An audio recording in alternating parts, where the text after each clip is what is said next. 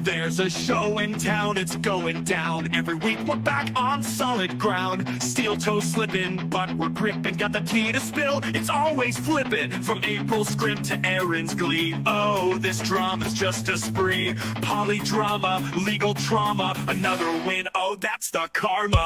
This little piggy went to YouTube. This little piggy's on Rumble now. This little piggy's begging for dollars. And this little piggy's breaking down. Wow! Every week when we cap it slow, tune in for this little piggy show.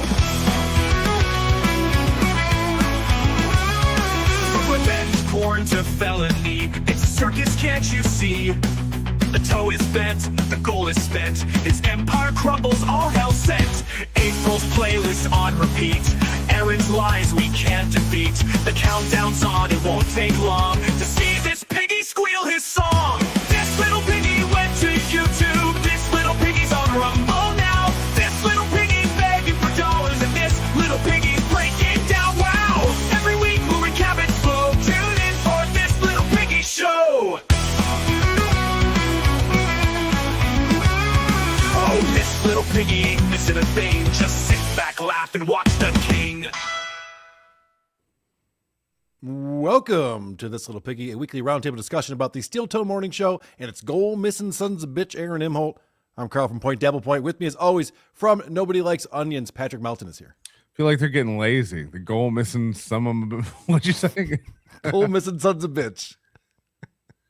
Also with us, you're going to see him at Hackamania next month. Moody is here. What's up, Moody? I'm actually here as my alter ego, Grey Duckling. Oh, shit, you're Grey Duckling? Yeah. We're all great. We're all Patrick was Grey Duckling. So Moody's making the trip from New Zealand to Las Vegas. So what the fuck is your excuse that you're not coming to Hackamania, hackamania.com, promo code WATP for 10% off your tickets, April 10th through the 12th. And I've been saying this on my show, and I really sincerely mean it. There's people who are reluctant to go because they don't have anyone to go with, and that's crazy. Being in Vegas by yourself. Two-thirds of the tickets. Yeah, Two-thirds of the tickets are solo tickets. Right. So everyone's going there by themselves. Everyone's going to meet up, hang out. We'll all be around the whole weekend. But also, being in Vegas by yourself never sucks. You don't have anyone to answer to. It's one of those things. Like it's not hard to make friends. You're all there like with a common interest. Like there's going to be hundreds of people there. You'll figure out a way. What better? Everyone calls Hackamania like a collection of losers. What better place to go to than an event full of other losers that you can hang out with? This is for you. Right. Also, every chick that shows up is a giant slut. I promise you that. So you will get laid. We saw two of them yesterday. They were ranking the men of the Devilverse. Oh, yeah, those two hotties. Rocco was so excited. He's giving himself a 10 in the chat.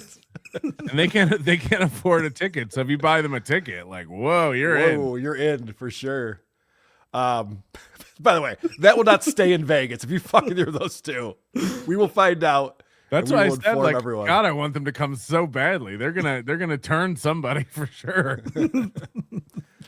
Today's show is brought to you by Roy Sombrero, Bubble Popper 24, and Labyrinth Mystic. And I just want to let people know we have a goal today. I believe this is new to the Super Tip system. I have a goal set at a modest $500 for this little piggy today, and we'll stay on air until we hit it. That's not true. Supertip.gg/WATP is where you can go to contribute to the show and support us. Do you stay on air until you hit it, or do you stay on longer if you hit it? I right. Every day it's like a different rule. I don't know. Like sometimes it's like, if we hit the goal early, I'll stay till 11. Sometimes it's like, well, I guess I'll stay longer to hit the goal. It's hilarious. I have a clip coming up where Aaron explains we all know what the rules are to his show. And I'm like, I don't think he knows the fucking rules to his show. What's he talking about? He flip-flops between whether the show is a positive or a negative stimulus, because it's either you get rewarded with more show or you get punished with less show. Well, that's the or same you get punished thing, with right? more show. No, rewarded with more show or punished with more show. He's like, I'll stay on until I get it, or if you knock it out, I'll stay on for a bit longer. Which is it, a punishment or a reward? I don't know. And trust me, they're really cool stories that he was totally excited to get to, even though he hasn't done it for the last 4.5 hours. Those are the stories he can't wait to tell you. So it's going to be great in overtime. Aaron watches this show, and Aaron has friends who watch this show, and they report back to him, and he takes their advice and he addresses things that we talk about on the show. I think overall we help improve his show with our suggestions, but sometimes he has to address them head on. And I just wanted to point out, we've been talking about the fact that maybe Aaron's not drinking because of this probation thing. And so also this thing with religion and how he's going to Sunday mass and preaching to us every episode. We think there's something to that too, as far as his legal troubles are concerned. But I hate Howard Lutnick. It's a bad man. Annoyed Wawa supervisor sent me a meme. It's me in Litchfield. It says, my surname, pejorative. My Catholicism, performative. Back after this. There's a new conspiracy theory out there about the toe. That me going to mass and everything else, there's this new cope amongst the ones who have lost to the toe. And they show up in the comment section. Is he talking about us? Yeah. Oh, fuck. We lost to him? Big L. Oh, that sucks. About once a week. That's about it. It's really slowed to a trickle. I feel bad casting them all into hell the way I have. But once he used to complain that all their shows are about Aaron because he's box office and is a big draw. Yep. And now he's managed to defeat us so bad that it's now one show a week about Aaron. Right. And he's So is cast he us no to longer- hell, which I believe is blasphemy if he thinks he can do that. But Is he no longer box office, or are we just defeated? I don't know what that means. I thought it was getting warm in here. Is that hell? no Not matter. Vegas. Oh, okay. Yeah. So, It's yes. the weather? Okay. So Moody, I think that he's winning, and then whatever he's witnessing going on is proof that he's winning. So Right. you have to start with the premise that he's winning, and then whatever's happening. You work proves backwards. it. Right. Okay. Exactly. in a while, they'll go, Toe. They call me Toe, which is weird. Like, my name's Aaron. Show's called Steel Toe, but they don't understand that. Hold on. I don't get this at all. He obviously, remember when he made up the phrase "another win for the toe"? Right. Yeah. That he I owns made- that. No, he made it up. And now is this annoying him? He's like, God, stop calling me Toe. Yeah. I think it's bothering him, Patrick. I think that's proof right there. They go, Toe only gets religious when he's in trouble. How do you even type like that? It's amazing. Hyperventilating? Yeah. Were you It's a just pulled out of SpongeBob a tip. well, freezing cold? What's going on? It's a SpongeBob text. So he must be in trouble. So I'm really sorry to report. Not in trouble. Feeling good. Things are going great.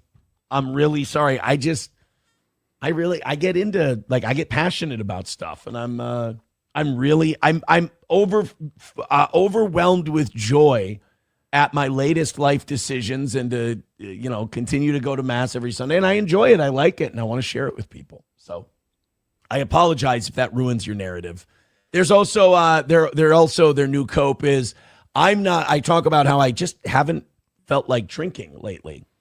You're like, you can't drink because of probation. So wait a minute, I have a question. So I can drink on New Year's and I can drink on Valentine's Day. So those You dumb fucks. This sounds like Senator John being defensive about his drinking or something. It's just like, well, then explain this to me then, Einstein. Also, is it possible that he has just heard the good news of Christianity and he's sharing it with us? Because everything else, like when he discovered laundry stripping or dipping spicy chicken in mashed potatoes, he's like, guys, I just found out about this thing. Like, it could be earnest. Maybe he really does. He's in search of something that validates his behavior in the past, or at least gives him redemption for it. Like, maybe he is clinging on to this honestly, like this is my way back. Like, I am forgiven. I'm washed in the blood. Like, That's a good point. I think this man is searching for hope because for a long time it was getting back on the radio. That was the hope. Like, he had, forget about the goal. He had goals in life, and he's going nowhere. He is treading water right now and just keeping his head above the water. He's got nowhere to go. He promised he would stop begging for the goal years ago. He's doing it worse than ever. So maybe religion is this thing where it's just like, hey, there's light at the end of the tunnel, man. There's something you can go towards. I don't know. Jesus won't leave me like my wives. Right. Those are like weird tie-ins in probation where you can drink on certain days, but if I go and I say I haven't drank for 2 months and it really feels wonderful, or a month. I don't think that he's not drinking because of probation. That could be the case, but people violate probation all the fucking time. He's just like, well, then how did I get drunk on Valentine's Day? It's like, well, yeah, people violate probation, and the probation officer has to decide, whether they want to extend probation or how they want to deal with that. But it's not like a new thing that happens. How does he mesh his alcoholism with his newfound love of Christ? That's amazing, what I want to know. It's impressive. Does he drink the blood of Christ? At Catholic I've switched Church? to red wine only, guy. Right. And a half, whatever it is. And before that, I hadn't drank for like 6 weeks. Then that must be that's a weird probation. I'll have to ask them about that when I check in like 3 months. I think I've got 1 or 2 check-ins left.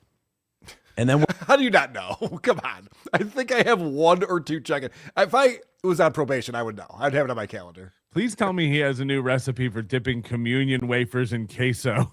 That's what I want. Guys, it's amazing. Communion wafers are kind of dry and bland, but in queso, they're fantastic. Our review girl Megan puts together the Is It Gay game for us on Who Are These Podcasts on Wednesdays. Never heard of her. Well, you'll meet her at Hackamania. Yeah. She'll be there. You met her at Hackamania. That's true.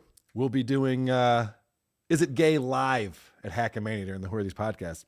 And if you program. come to Hackamania, you may also get scouted by Carl as a review girl for WATP. How about that for an incentive? You want guys ogling you and complimenting you in a Discord server? I didn't know a that year from now? Hackamania ticket holders is just a farm team. Anyway, so she finds Aaron calling everything gay, which is fun because Aaron's not very creative, not very funny. So he just, whatever he's talking about, if he doesn't like it, he just calls it gay. And she found this clip for us that I think is pretty impressive.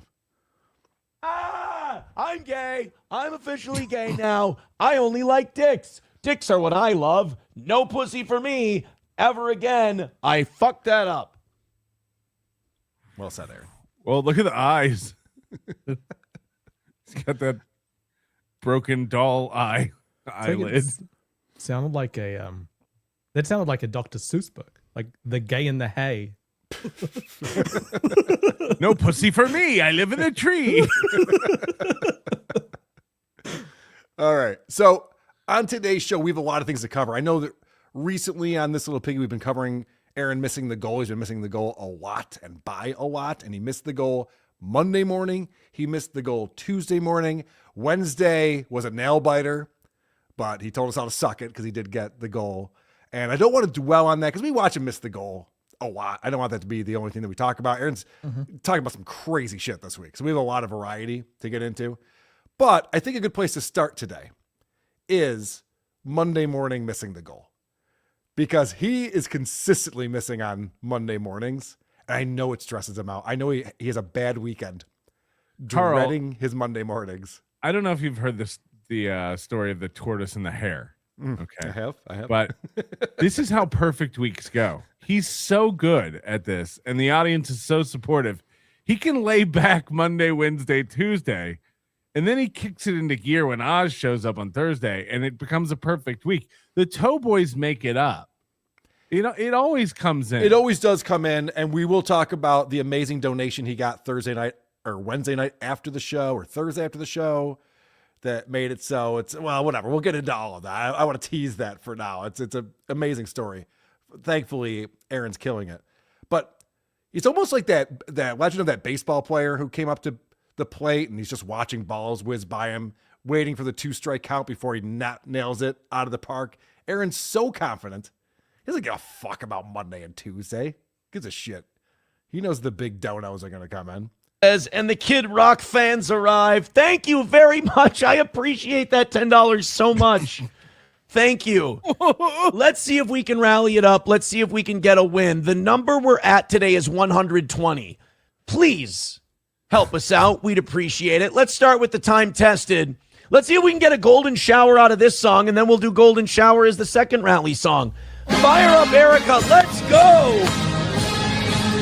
Does he get golden showers? I hear him talk about it a lot. Does that ever come through for him? So basically 2 songs where the theme is showers. Right. So the golden shower is what? 5 $10 donations in a row? And then he dances like he's getting peed on? Yes, but if somebody interrupts that with $100 donation, all bets are off. No, then it fucks it all up. He gets pissed about that. All right, I'm scrubbing through because it gets more interesting here at the end. I hate losing. I hate the L's. And we're taking a triple-digit L today. And, you know, the people who hate this show, they pointed out, and they're not wrong. There have been a lot more misses lately, and it's definitely something I'm concerned about. We always do end up making it up, but that doesn't mean I don't get nervous. I always worry about my show. I love my show, so I'm naturally going to worry about it. Will I make any changes to it? Definitely not. I'll just play music obnoxiously. Carl, he loves it the way it is. I know. It's so stupid. He has lost confidence in his show. He argues with the chat a lot this week about what he's talking about, what he should be talking about. It's pretty wild. Yeah, nothing's coming in.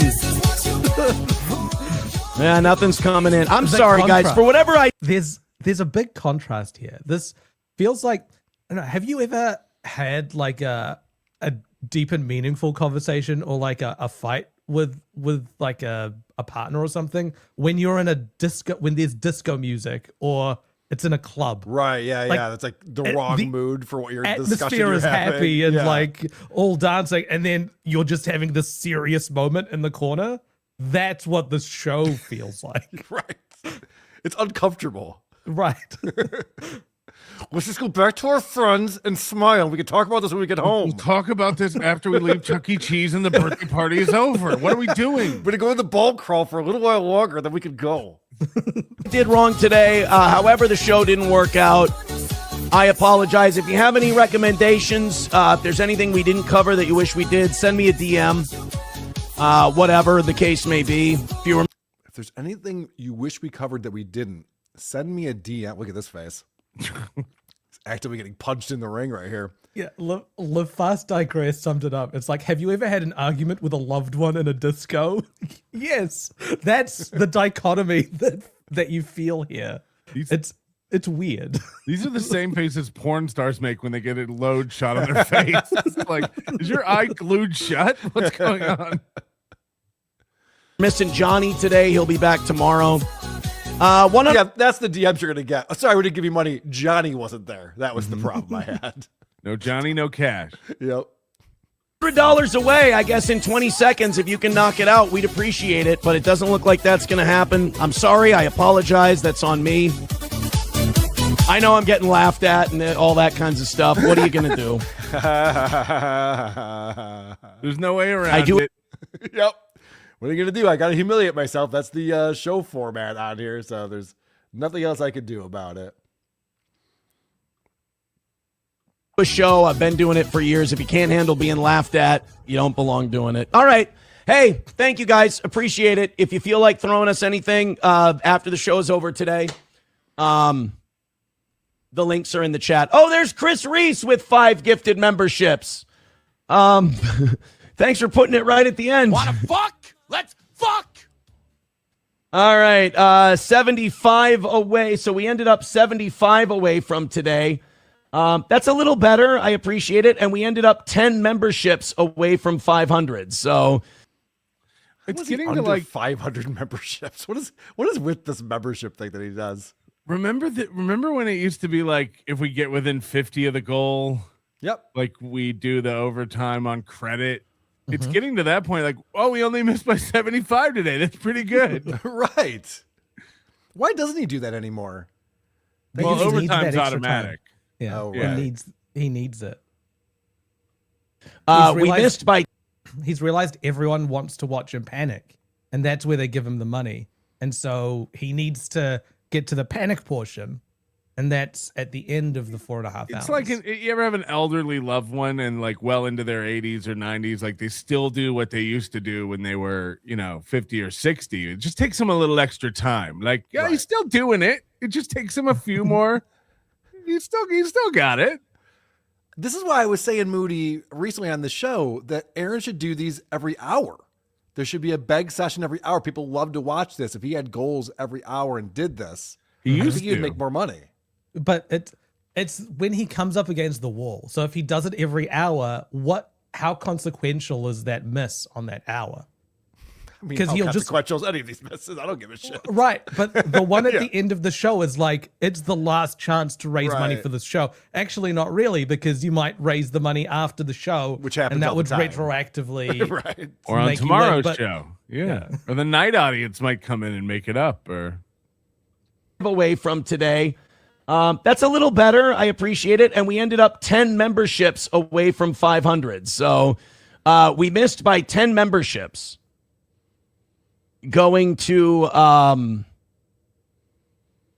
11. Root says donate 10K if you fire Johnny on air. You throw me. Oh, so he had to go on this one, or he had a deal worked out where if he got to 500, then he would extend another half hour and do a 5-hour show. Hold on, he's saying he'll fire Johnny if he gets yeah. This is funny too. But did you guys know that rule? Is that a new rule that he has? If he gets to whatever his round number that he wants for memberships, and he does an extra half hour then? No. Right? That's what he just said. Well, the memberships are a way to give him money, and so he just says, if we get to this amount, it's like getting close to. If you get us within 50, we'll do it. Sometimes it's like overtime again. There's a really good opportunity here because a while ago he said he would give you 20% of the Steel Toe Morning Show for $2,000. It's true. So if you give him 10,000, Johnny gets fired and you own the whole thing. Yes. Holy shit, you're right. Gifted memberships. Thanks for putting it right at the end. Wanna fuck? Let's fuck. I backed up too much. All right, 75 away. So we ended up 75 away from today. That's a little better. I appreciate it. And we ended up 10 memberships away from 500. So we missed by 10 memberships. Going to 11. Root says donate 10K if you fire Johnny on air. You throw me the 10K, I'll fire Johnny on air.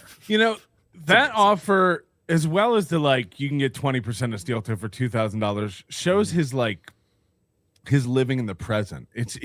All he cares, he's not kidding. Like, if you gave him $2,000, he'd say you own 20% of the show. Mm-hmm. It's all about you see this with his VIP memberships and their unprofitability. It's just like, what if I had $250 right now? Yeah. All the riches in the world in the future. Of course. What if I had $250 today, though? The same thing with the buying part of the show. It's like, yeah. You can sleep with my wife for $1,000. Imagine having $1,000. It's like, fuck. Absolutely. I would kick Johnny's ass to the curb very quickly for 10K. All right, guys, thank you. We missed by 75 today. He's a good boss, isn't he? That's got to motivate an employee right there. Nuts. That's crazy thing to say. Sucks to start the week that way, but I'm happy with today's show. I appreciate you guys. I really do ask, though, if you don't throw us any money, please hit that thumbs up. I think we deserve to have a few more thumbs up than we do. It's not much to ask. Follow the channel as well. Thank you very much. We'll try again tonight. We'll try harder. All right?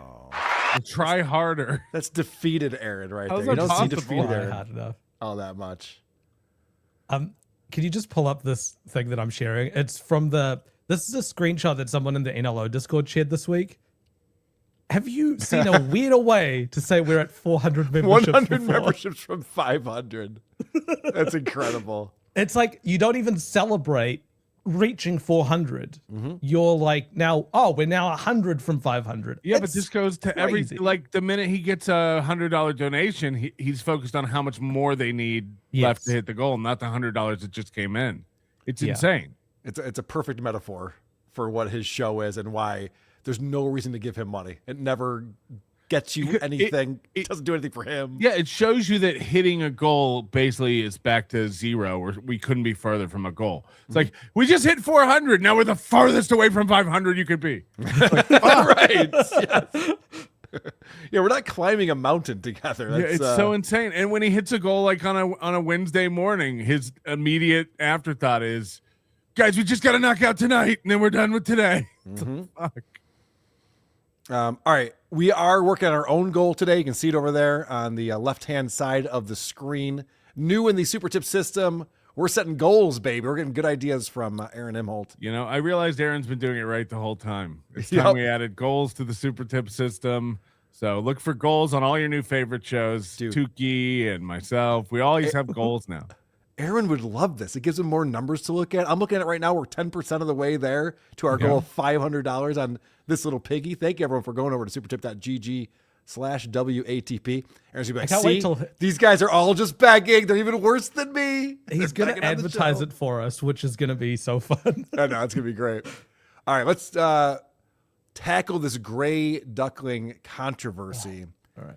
This is the screenshot that rocked the subreddit.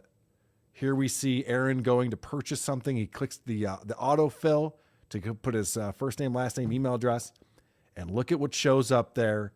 Longtime supporter of the show, Gray Duckling, has his own autofill. Well, Gray Duckling was with an E, the original Gray Duckling. Mm-hmm. I think that's right. And this one's with an A. So it shows you that Aaron doesn't pay attention to his biggest supporters. But the speculation is that Aaron is Gray Duckling, of course, that Aaron is donating to his own show. And Moody, I know you have some thoughts on this. Do you want to hear Aaron's excuse first? This is a typo. Aaron uses an alter ego named Gary Duckling. It's just right.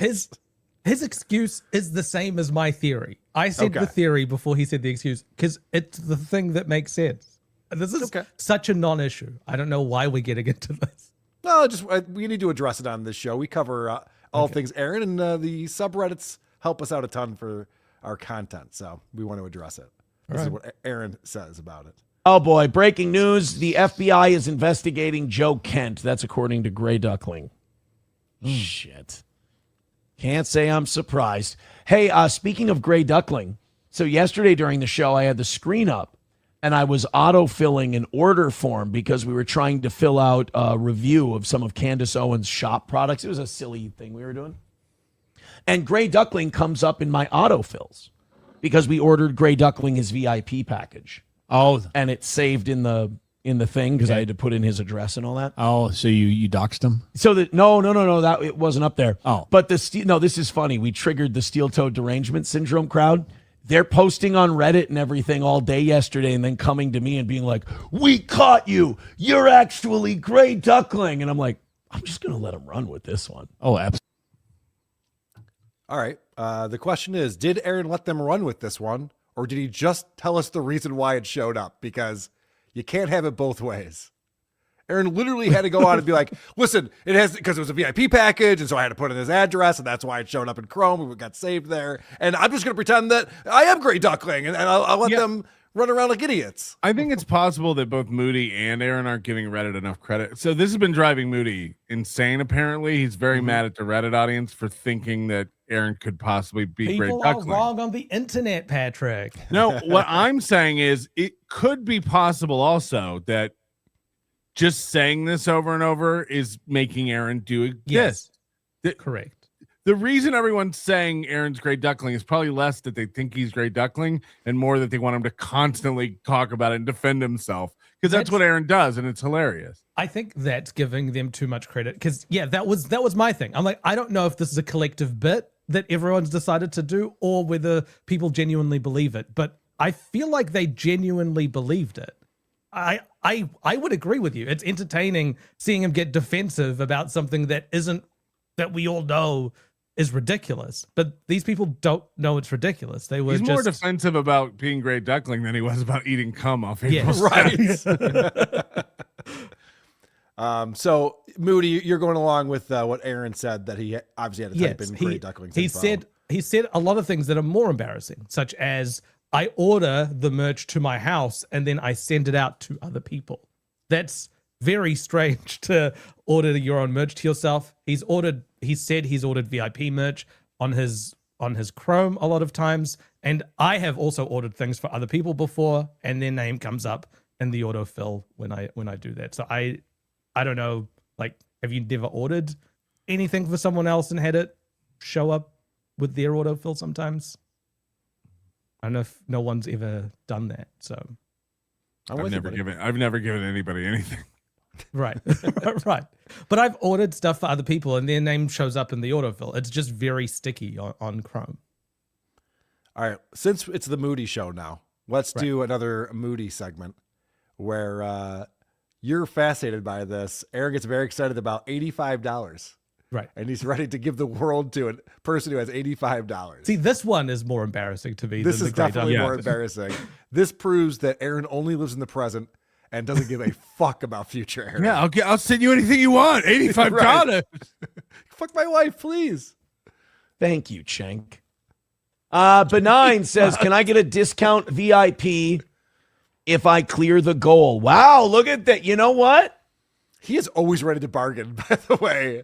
Anyone who would purchase something from Aaron when he used to sell sales, for the radio station and stuff, if anyone was paying whatever the rate card said, you're an idiot. You can gladly pay him today for a hamburger next Tuesday. Right.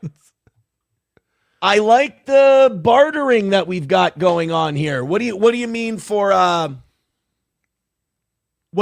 discount VIP? So VIP is $250. You donate $250 one time. You get our T-shirt, our beanie, our hoodie, our coffee mug in a week. It used to be $250 across a week. Now it's one time. Yeah, no one gives him $250 in one what time. What are the What's he rules? talking about? Right. It always changes. This list of stuff is important. Okay, yeah, let me back that up. Just remember it. Okay. donate $250 one time. You get our T-shirt, our beanie, our hoodie, our coffee mug, 2 tickets to every live event we do, and then once every year. So, like, if you become a VIP in 2026, 2027, you can order your own custom piece of merch. You just tell me what it is, I'll go get it made. Wasn't it quarterly? I thought there's a merch drop quarterly. It used to be. Now it's once a year. It used to be every time we have new merch, we will send you that merch out. Yeah. And so he stopped designing new merch. And then Now he it's changed it to quarterly. Now Custom it's a piece year. of merch every year. Okay, I want a 1 ounce gold bar with the steel Right. logo on it. What should we do? What do you think? What kind of discount should I give this guy? He says if I clear the goal, what are we at? I don't even know what we're at right now. 85? That would be 160 if he cleared it. Ooh, I don't. What? What does that mean? 160 discount? Oh, wait. I don't even know. Yeah. Yeah. Okay, I'm not sure. Rather than the 250. Wait, Yeah, you have 85 to go, or has he only made 85? I'm confused. I think he needs 85 to go, Right. is what I understood. Huh. Okay. The problem No. with doing this is what it does to your other VIP members who pay full price. Right. Good. That's what. You're making everyone who supports you in a greater way feel less than when you make these deals. Feel ripped off. Exactly. If only those people were in the chat and Aaron could ask how they feel about this. Oh, no. I feel like, you know what? I need to get clearance from other VIPs. Right. It's a vote. Yeah. I need to get clearance for them. Because if Fuck you, Aaron. Nope. I don't need clearance from them after all. But Never he mind. doesn't know who the VIPs are. No, There's no it's master list of VIPs. They don't have a wrench next to their name in the chat. He doesn't know. It's like asking if you can push in line, but you're only asking, I just need to get consent of the people. No. You just ask one person if you can. Yeah. Right. This is like Chad with his moderators. Like, we'll have to have a moderator meeting and see if we can let Tom Myers on board. It's just like, Right. what the hell are we doing? Because if other people who paid $250 are going to be pissed about it, I can't do it. So I don't know. MSO says I never got nothing. When were you a VIP? When? What? Wait, isn't it once a VIP, always a VIP? Yes. Yes. That's what I'm Forever. saying. There's no like, And he doesn't have a it's list. not So like how he's does- yeah. engraving these on a cup with or anything. Like, I gotta see. What do the VIPs currently in the chat think about Benin's offer? I don't know. Adam Simon says about Cenk Uygur, he shoved one too many marbles up his ass. You know what would be good? Since VIPs are lifetime members, why not like print off a little, like get something 3D printed behind you where it's like a little badge on the Steel Toe Morning Show sign that you put up every time someone signs up as a VIP, and then they are part of the show forever, like they are a VIP member forever. When you graduated high school and they would like have the t-shirts with like everybody's name on the back or whatever. Like, what if you did that every year? Like this is a Steel Toe VIP shirt and your name's on it, and that's what we send out the member. Like, no. Dick Masterson used to read off every Patreon supporter like once a year. At the end of the year, he would do a show. He'd just read every person's name. Right. So if you wanted to hear Dick say your name, boom, that you got it right there. Was it Mr. Beast who did that one time? Like read every single one of his subscribers. It took like 20 something hours or whatever. Yeah. Like, also, if you help us with the goal today, your name will appear on the show by the end of the. That's true. Yeah. What if it was automated and you didn't have to keep a scratch pad and keep updating a scroll at the bottom? Imagine if you use technology. Crazy. Wow. He did that. Yeah. You know how Patrice O'Neill talked about people who make, really good arguments kind of punish themselves by shoving marbles up their ass. That's shoving marbles up their ass.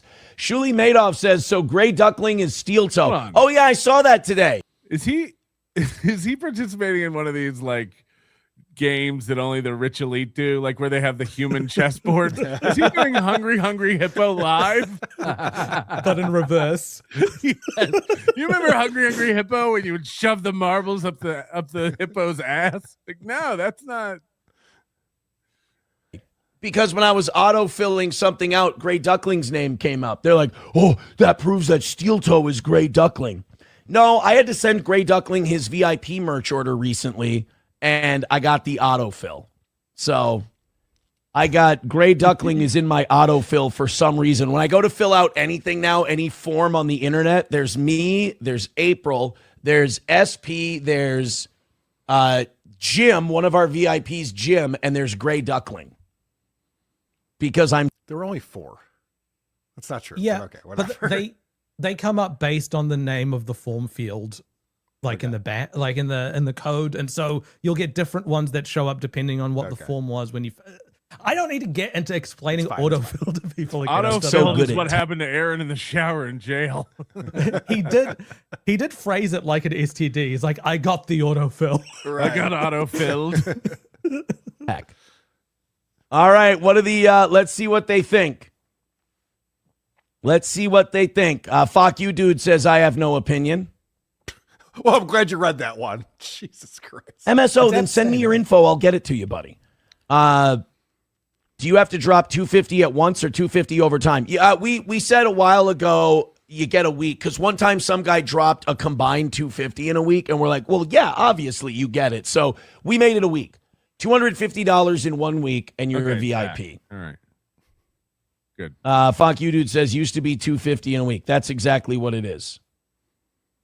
Hooters Girl says we paid $250 when you were doing shows every couple of weekend. Merch only worth $80. Give it to him. All right, you heard him. I just needed one person to be like, that's fine. It's like, yep, there you go. I got the justification I needed. Can't be mad at me now. Amazing.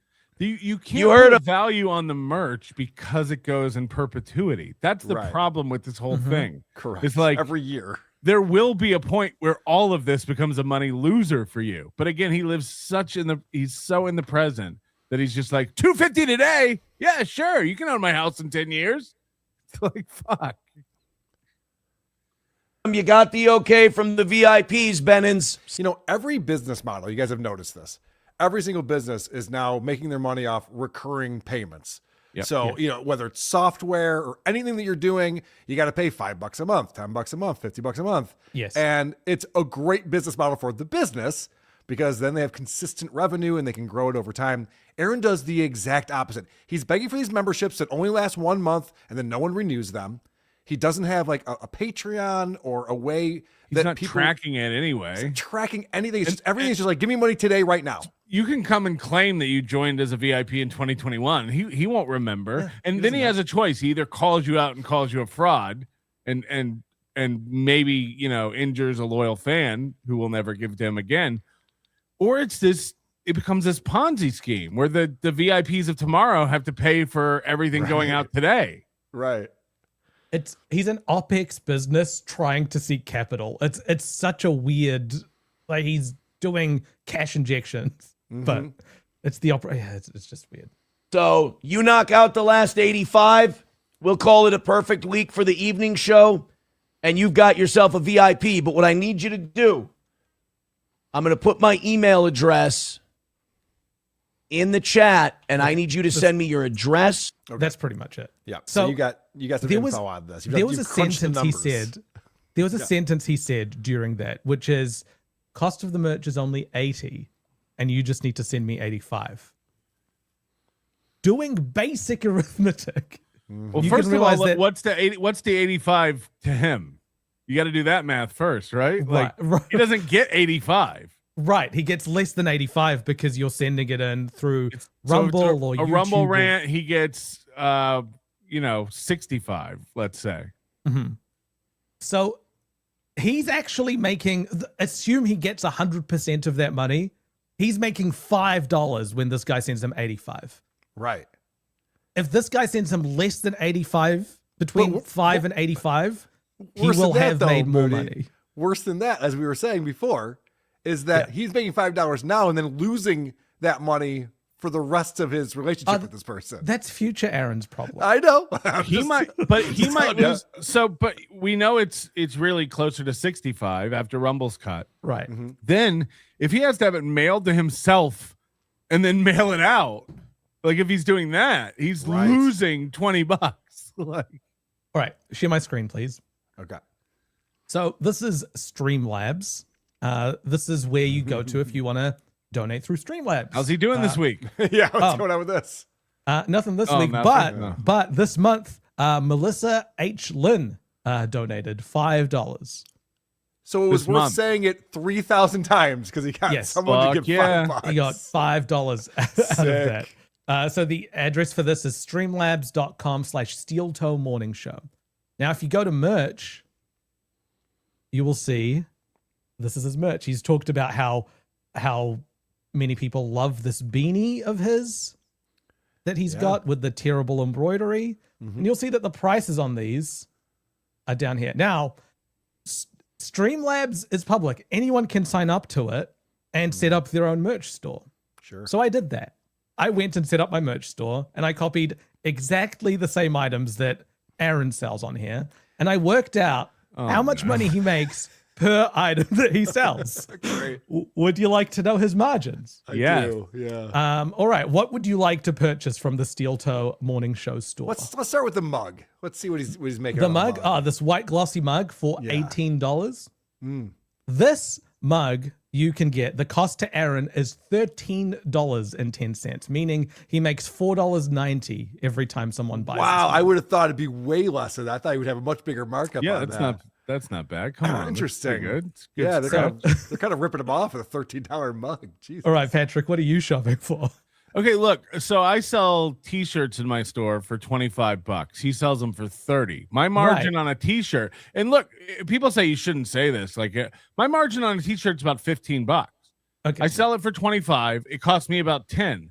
That's just like business. Like I'm not ashamed of that. I think $25 is a fair price for a T-shirt. I do nicer T-shirts. I could make an $18 margin if I did cheap Gildan garbage T-shirts. So yeah, what's his margin on a $30 shirt? He's got to be making $20 on that. Well, the cost of a shirt from Streamlabs is $29.90. Aaron makes 10 cents every time you buy one of these T-shirts. How is that possible? How the fuck is that possible? They're charging $29.90 for that? Yes. Holy shit. Now, is that based on, it's not based on how many colors, right? It's not like they're doing a... Nope. These are digital. That's the cost. Yeah, these are just digital bullshit. This boosts the cost up to him by $5. Yeah, it's another side. because he's printed his another shirt one says for the another toe win on for the back. toe on the back. Yes. What a fucking It's retard. not the toe. Stop calling me toe. What an idiot. He does everything that's like for him. His show is Right. just a show for Aaron, and his merchandise is just a merchandise for Aaron. It's like, Aaron is cool. It says on the back. Check it out. He should change this to another 10 for the toe. 10 cents, right? Yes. But if Wow. he removed this, he'd be making $5 per shirt. And Got people would like it more too. It's the Right. dumbest thing to have. To go through the saying other that one, Moody came up with to have that on the back of his shirt. so the best item that he has on here, as far as like profit to Aaron, is the unisex premium hoodie, which it costs him $28.50, less than the shirt, and he sells it for $40. So he makes $11.50 every time you buy one of these. Moody, I almost want to make you check your work. That doesn't seem possible. Why would a T-shirt have a higher There's cost? just no than printing on the hoodie? back. There's no printing on the back, and it's just they've got different suppliers. Okay. Like some are higher quality than others. I think he just clicked T-shirt rather than looking at the profits per the and Obviously. finding the one that he wants. The woman's cropped hoodie costs $35.20, so he makes $4.76 profit on that. Wait, and what's the price of that? $35.20 for the woman's hoodie. Where did he come up with that price? Everything else is just kind of a round number, which makes sense. $40, $20, $30. That one's Yeah. got a 20 cents tag. Because everything is done with sliders, so he would have set the slider up when it got close enough to 40. He's like, "That's a gimme. It's 40." That's bizarre. And the steel toe beanie costs him $15, and he gets $5 profit on that. Wow. So in total, that package is, I think, between $80 and $85. So he came up even. But you can't put a value on a win. Right, I was He going to knocked say out- he knocked out could the say goal. he hit the goal. All the evening shows hit the goal. That's way more important than actually making money. Right. It's the same thing we talk about, like with Stuttering John or Chad Zumach.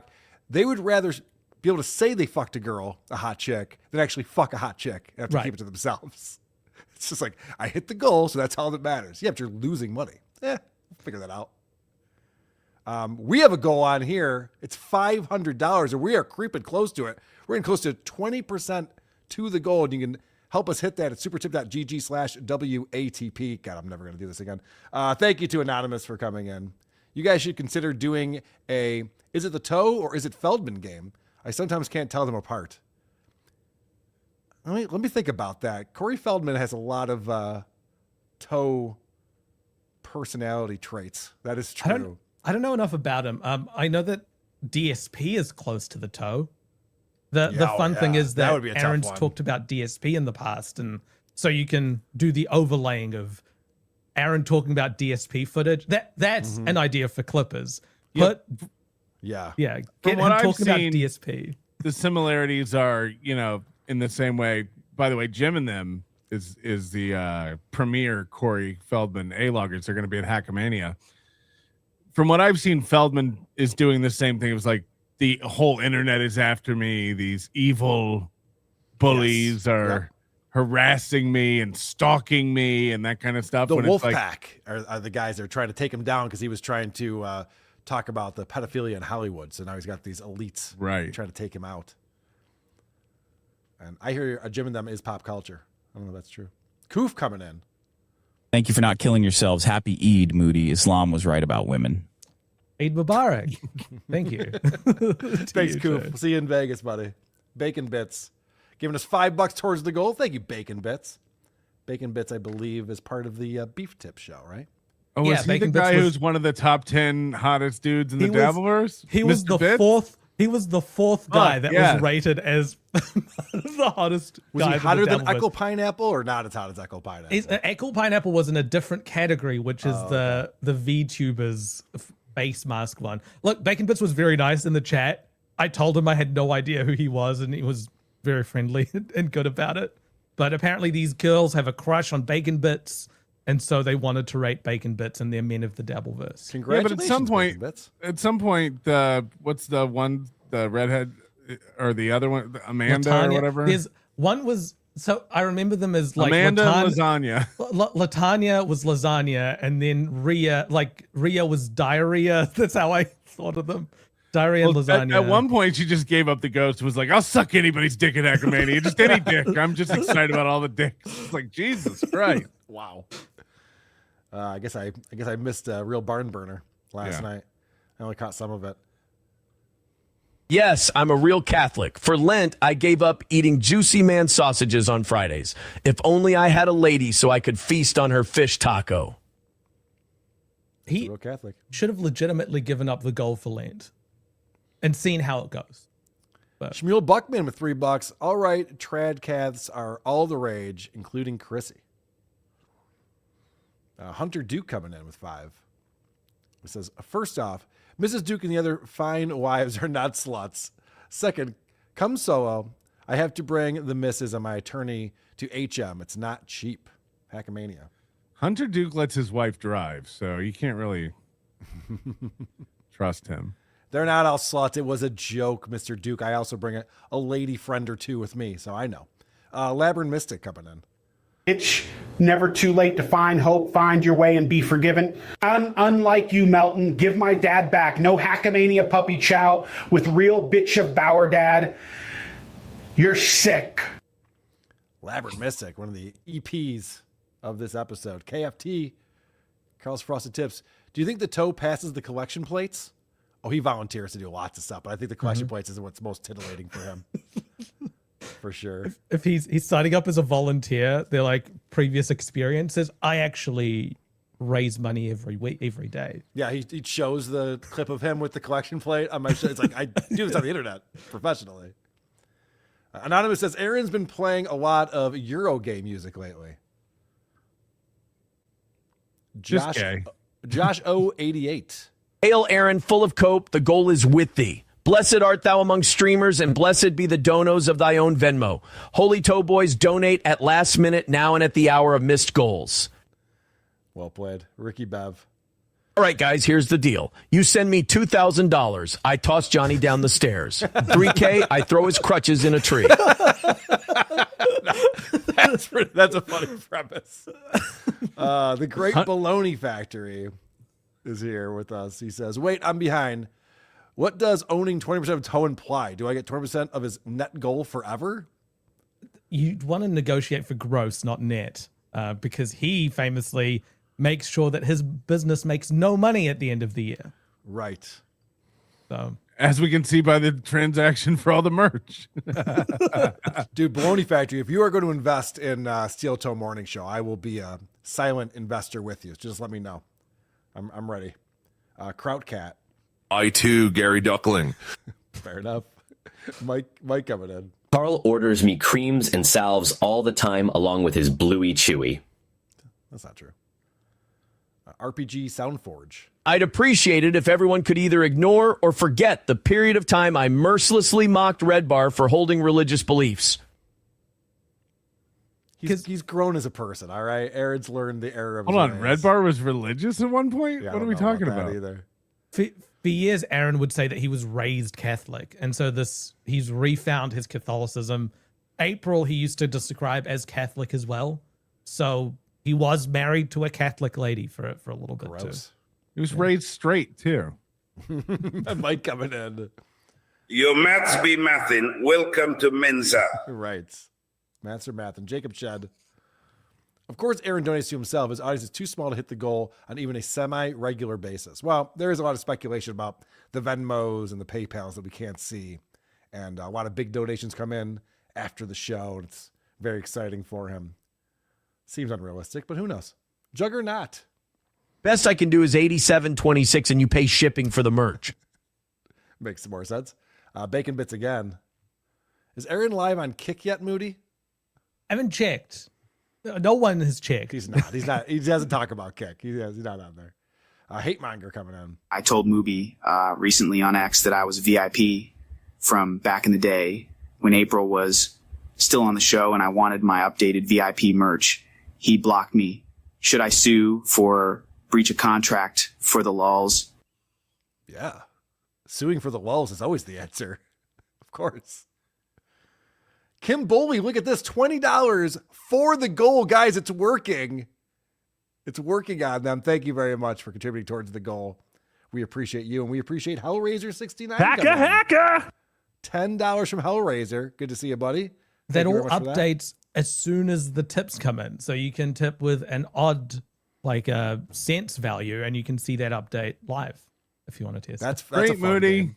That's a fun game to play, everyone. What? Dimpled balls. Carl, I'm upstairs. Jenna's gone. Come up when you're done so we can take our poop pictures for Hackamania. Guys, I gotta go.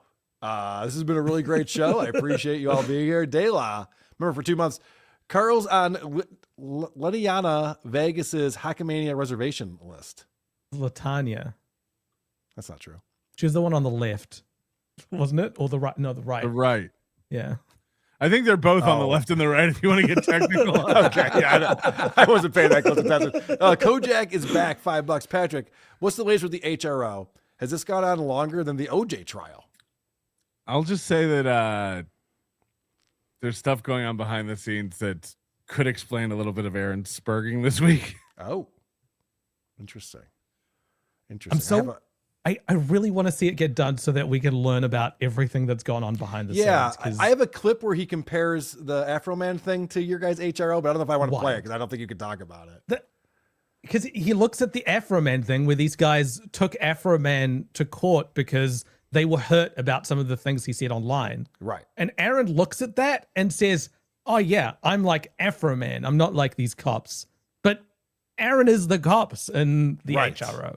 Of course. That's so bizarre. It's so right. bizarre. And we're making fun of them because they came and looked through everything and didn't find anything. Right. It's like, this is the guy who told everybody Cash Patel was going to get me 2 years ago for hacking his Google account. Are you retarded? Johnny Mars, this super chat is 98 away from 100. Yes, thank you for the $2. That's one way of looking at it. Mo Strote says, Aaron's life like the myth of Sisyphus. Right, Carl? Right. What's the myth of Sisyphus, Carl? Fuck off. Do you have a jingle for that? I don't have one about missing. Probably not knowing myths. That Sisyphus is a famous one. It's the one with the guy punished to pushing the rock up the hill. Yeah, but he's not interested in pushing the rock up the hill. He wants to kick the can down the road. And then the rock rolls back down the hill every day, and then he needs to do it again the next morning. It's about doing a hard task. I mean, do I have to just keep kicking him off, or is he going to finish this now? This is why you don't learn anything, Carl. Because you're not Antonio- open. You're not Antonio open to new 34. information. Play the jingle. Antonio- Another word Carl doesn't know. Does he know its meaning? Yes or no? Thanks for being a member for 5 months, Antonio. The Tommy Jordan. We should all buy Aaron's merch to make him go broke. Yeah. Buy those shirts. Michael C. Why isn't Moody sending free super tip messages? Yeah, he does that sometimes. By the way, that's a hell of a message from Tommy Jordan, the guy who goes around giving everybody money like a giant simp. We were watching him last night gift 5 membership to Kiki. It's like this guy just supports all the worst shit. Well, someone's got to do it, I suppose. I guess. Yeah, Moody, you were getting some shit in my Discord for using the super tip system without spending money in order to communicate with my live shows. I only send in money to shows I respect. So that's a Understood, thing that I have. So that's as what you I saw said too. I'm like, I don't deserve it. Moody's too good for me. on Blind Mike. But also, it was dealing with Keanu, and I don't want to give any money to Keanu. And she was evading my question anyway. So what would that cost me? $15 to get her to not answer a very obvious question that she should have answered? All right, virgin. Shut up, virgin. Why is she unslut shaming me? I know, it's the weirdest thing. It's like, if you slut shame her, she's fucked too many guys. But if you haven't fucked enough people, then she shames you in the opposite direction. It's very Also, I don't confusing. like it when the insults are inaccurate. Virgin with a unibrow. He does not have a unibrow. Right. That's the I issue actually with that. do. If you go look real close, there's very fine hairs between the two eyebrows. Pluck those. I'm not plucking my eyebrows. I'm fine with my body as it is. I'm good. Wow. He's just as God made him, Patrick. Yeah. James Q. Legend. Does Moody know brevity is the soul of wit? I bet he Yes. Let me tell you what that means, Carl. does. Exactly. Our Odyssey, 140 Czars, says, another win for Clubby, Hunchy, and the Weirdo from the land down under. That's it. That's going to go on a t-shirt, my It friend. should be our band name. Yep. Dang Lizard, €5. Great idea, Moody. If only anyone would do that. Oh, wait, I did almost a year ago. DSP and the Toe Trading Places video has about 100 views. Nobody cares. Dang Lizard.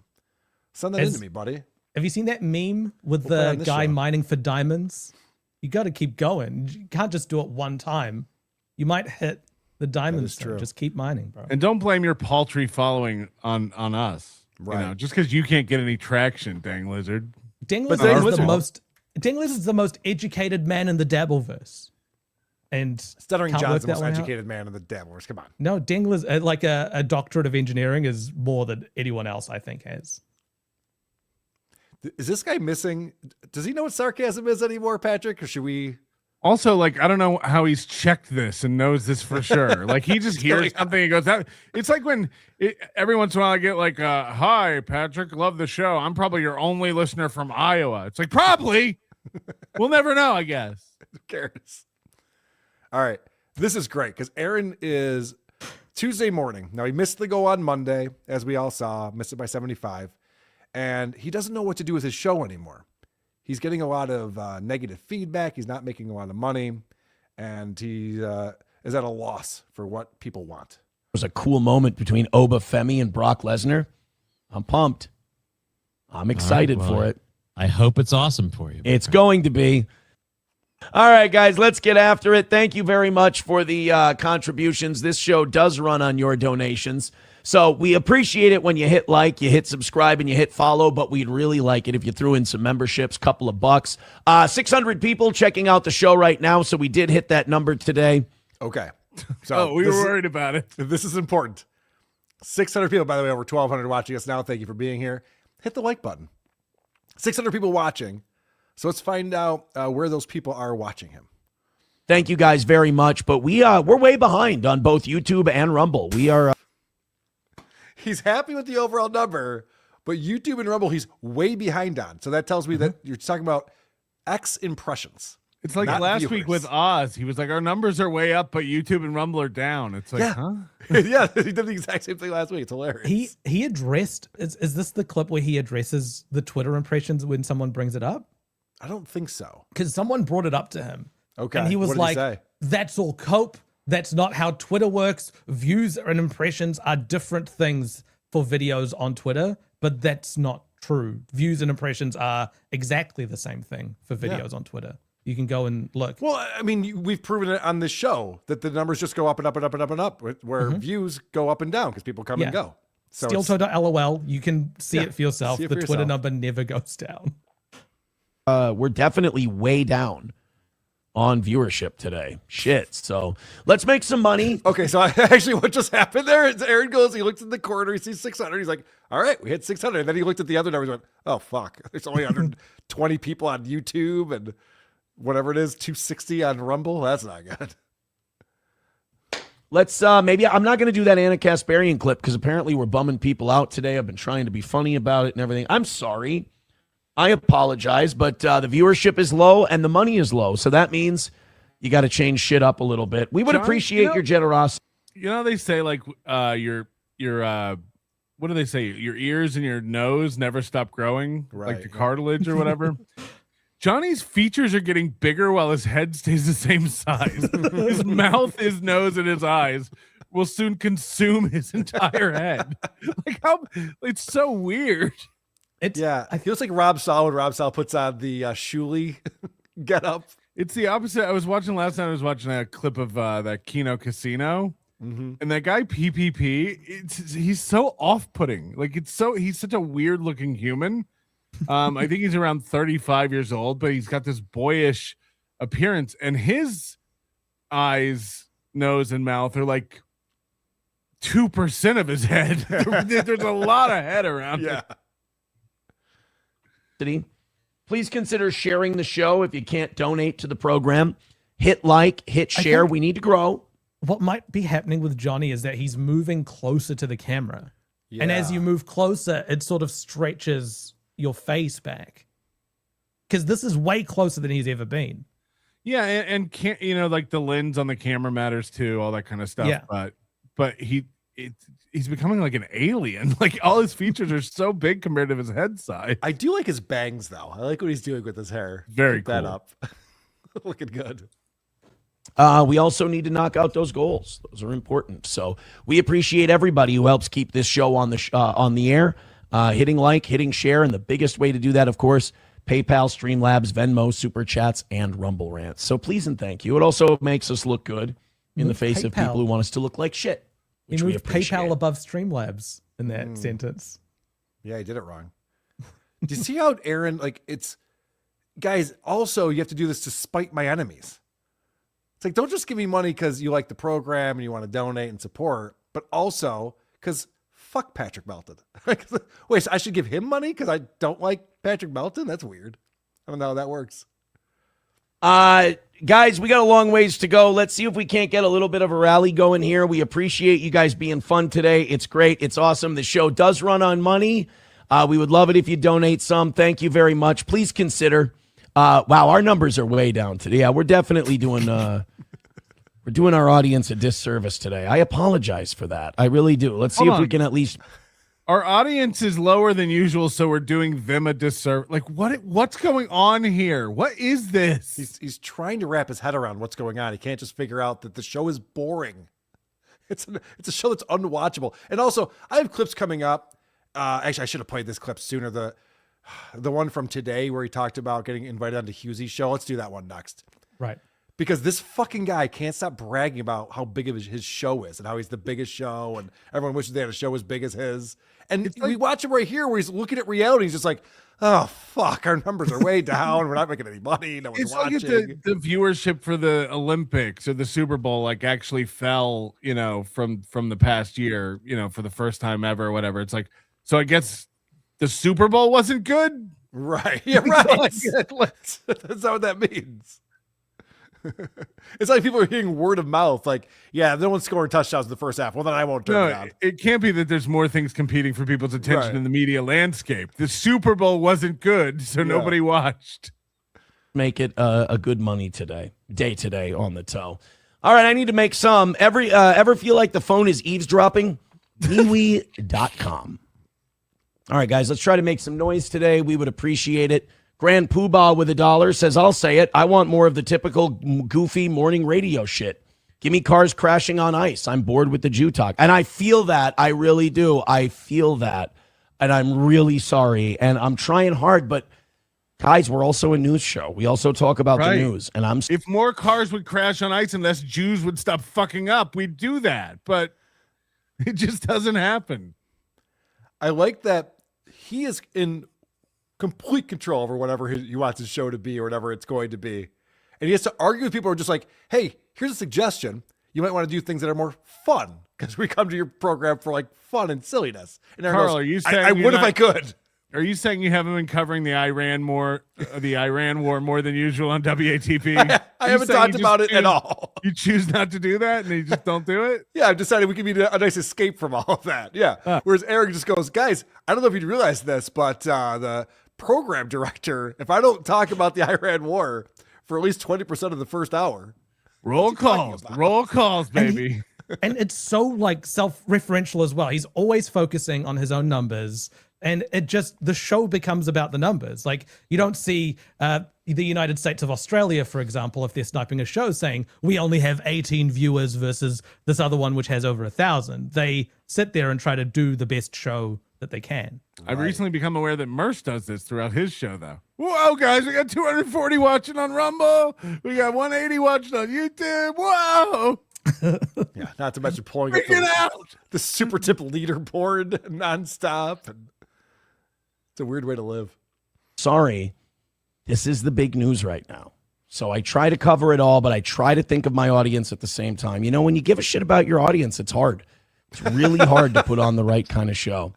But, yeah, we're down to 550 right now. Let's try to gift memberships for the people that are here. Let's just try to make some money today and have some fun, because the more money we make, the less we got to talk about it. Guys, today we're just going to try to make money and have fun. Yeah, we're going to change it up. Fun. It'd be really fun if you just gave me money. There's only a few of you here, so I need some money. You're a hockey guy. You understand. Yeah. But you're going to shit too. when you see what I'm talking about. Now, normally you would go, Aaron, what does your wacky, silly morning show have to do with some hockey arena in Baltimore? That's the thing. All these other streamers don't know how to broadcast. They're garbage, and they're lowering your standards and your shit. It does.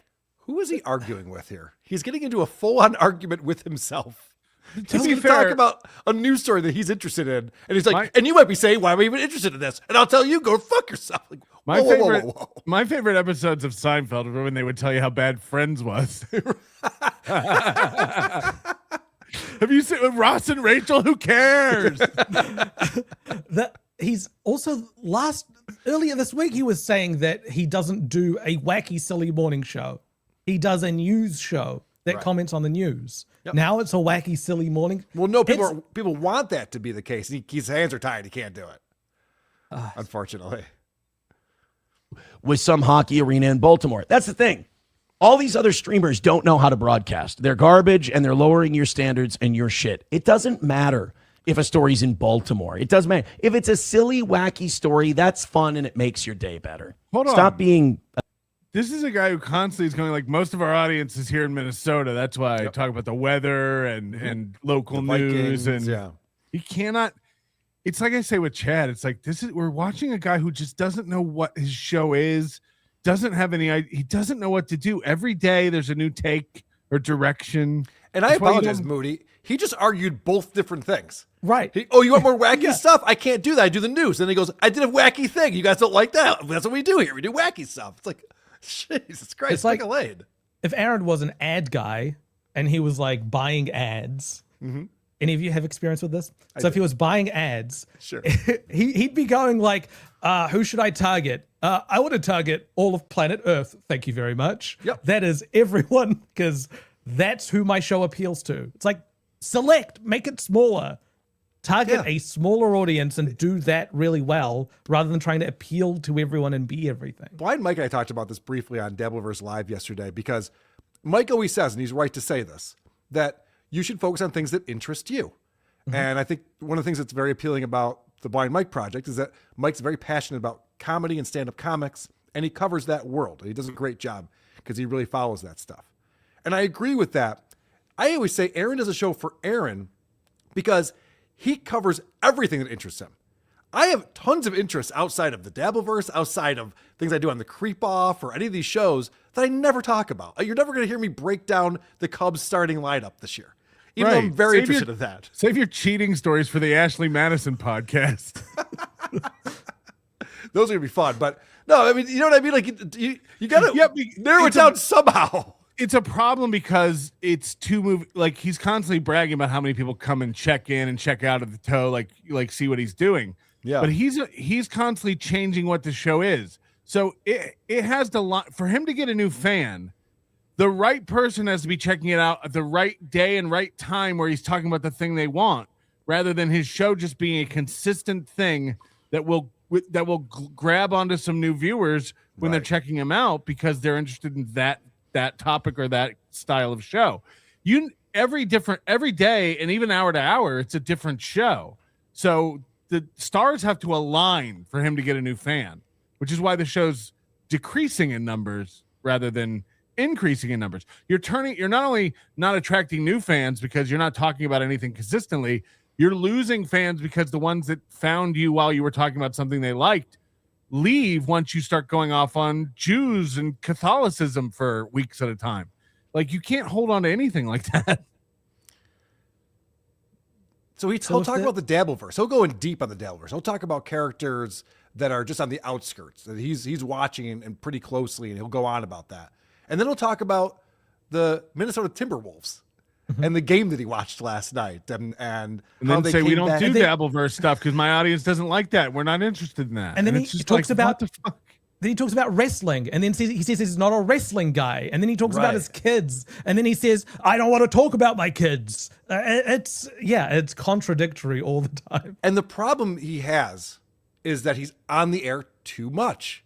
Mm-hmm. If he could figure out a way to focus, if he wanted to be a news show, like a right-leaning news show, and it could even tie in local news and national news, that could be a thing. Or if he wanted to do a morning zoo show and he wanted to be the morning host who tells you weather and traffic on the nines, that could be a thing. Or if he wanted to be a what he calls a drama show, where he talks about Karmic crying over Gilly or whatever the fuck is going on, or Ethan, Ralph, and Scarlett. That's something else too. Combining all of these things together is not the melting pot. Carl is accusing Aaron of doing too many shows, guys. Well, this is no, ripped. I focus on a thing on my shows. So yeah, the meme is that all of Carl's shows are the same. They're about Stuttering John and the Devilverse. Right. Yes. If you look hard enough. But no, like you do separate things out. And he can do something similar where the morning show does one thing and then the evening show doesn't have to be a morning show after hours. It can be something totally different. Try out a completely new thing. It can be the proving ground for new concepts. Play your Bannerlord game. How about this, Moody? How about this for an idea? What about Aaron gets a fucking life and hangs out with friends and family in the evening like the rest of the world? He could also do that. He does. Remember when he fixed his sink and charged his kids for it? Charged his kids. A gay teenager who likes drama. Nate Morelli on YouTube says, I'm new here. Are we doing funny clips? Bro, this is an old school morning show. We do everything here. This is hearkening back to when this kind of entertainment was good. Don't tell me you're a guy who wants to watch 45-year-old men obsess over other 40-year-old men and like follow their lives. And please tell me you're not that, because that's just... Isn't that funny? That's always the thing. As soon as someone goes, what are we doing over here, Aaron? He always assumes that they're coming from the Dabbleverse. He always references that. What do you want? You want me to talk about how Vito and Schizo Sean were fighting outside Vito's house? Yes, actually. I want to hear more about it. It was amazing. It was awesome. Schizo Sean for the win. Anyway, not the point. I would feel bad for the pathetic state of your life. Dude, the imagery. Oh, God, I'm not for the message, but I'm saying the pictures were fun. If we were making more money today, say we were $100 closer to where we were, I would feel much more free to voice my opinion on this matter. I get you. But I'm not. I'm getting my ass kicked both in viewership and monetarily today. So he's letting the audience dictate what his show is. Right. I mean, he just came out and admitted it squarely right there. He has no control over his own life, even though he's self-employed. It's wild. So it's not worth sticking my neck out. I don't think. Hit like, hit subscribe, hit follow. It looks like we're going to miss having any good size audience. I mean, look, I'm not going to say that 580, 570. There's people that most people streaming would murder for that kind of an audience. This is like a Kevin Brennan thing. He has such a small understanding of streamers and streaming. Most streamers would murder for 500 live viewers. There's actually thousands of streamers that get way more than that. Right. Yeah. A lot of streamers would kill themselves. Right. Yeah, exactly. You could do it the other way around. It does put you, if you break it down in percentage of people who stream and people who have over 100 people, it's like 1% or like 0.5% or something like that. There's a long tail Moody on streaming. I agree with you. None of those people do it for a living. Right. Yes. Getting 500 live viewers. I mean, Tukey blows that away. And this is his side project, Cardiff. Like these guys, they don't do this for a living.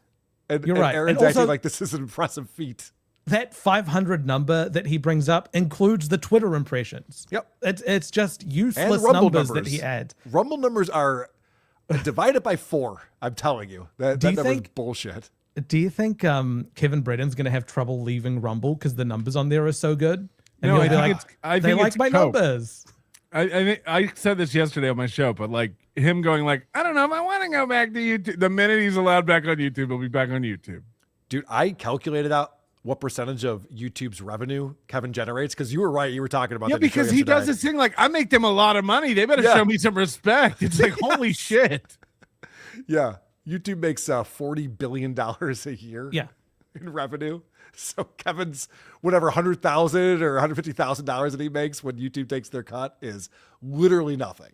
YouTube and a small percentage of that is super chats. Like they have their like contracts with baseball and their YouTube TV stuff. That's the majority of their money. Then ads, then super chats and stupid stuff like that. Super chats could disappear tomorrow and YouTube wouldn't notice. It wouldn't. It'd be a blip. Yeah. Ads are the main thing that they look at, and ads are such a small amount of what this corner of the internet gets because the viewership is so low. No, I think it's YouTube TV and like their MLB stuff and stuff like that is even more than ads. Like now.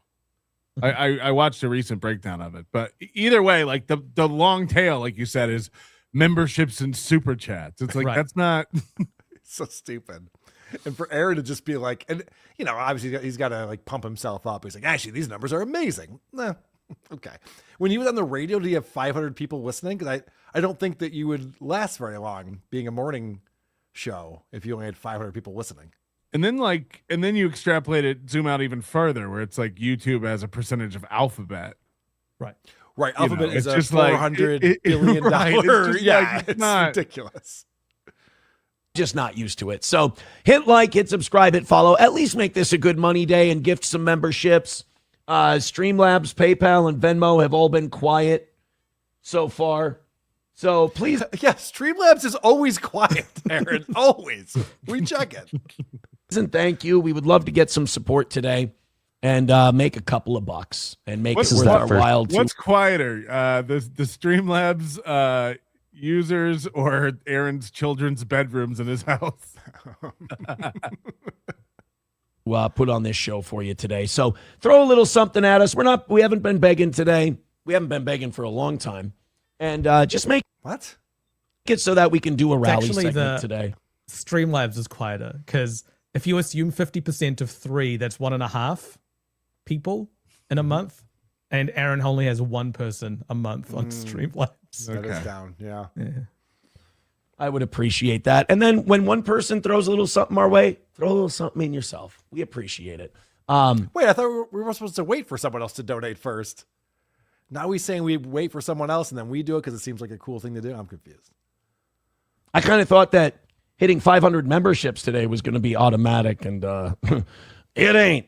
Guys, we're behind today, and that sucks. But it's not by much. I mean, it's really just like a big rally. We'll be back on track. I'd really appreciate it. So if you can follow up that gifted membership right there, we're 18 away from 500. Oh, not 600, 500. I apologize.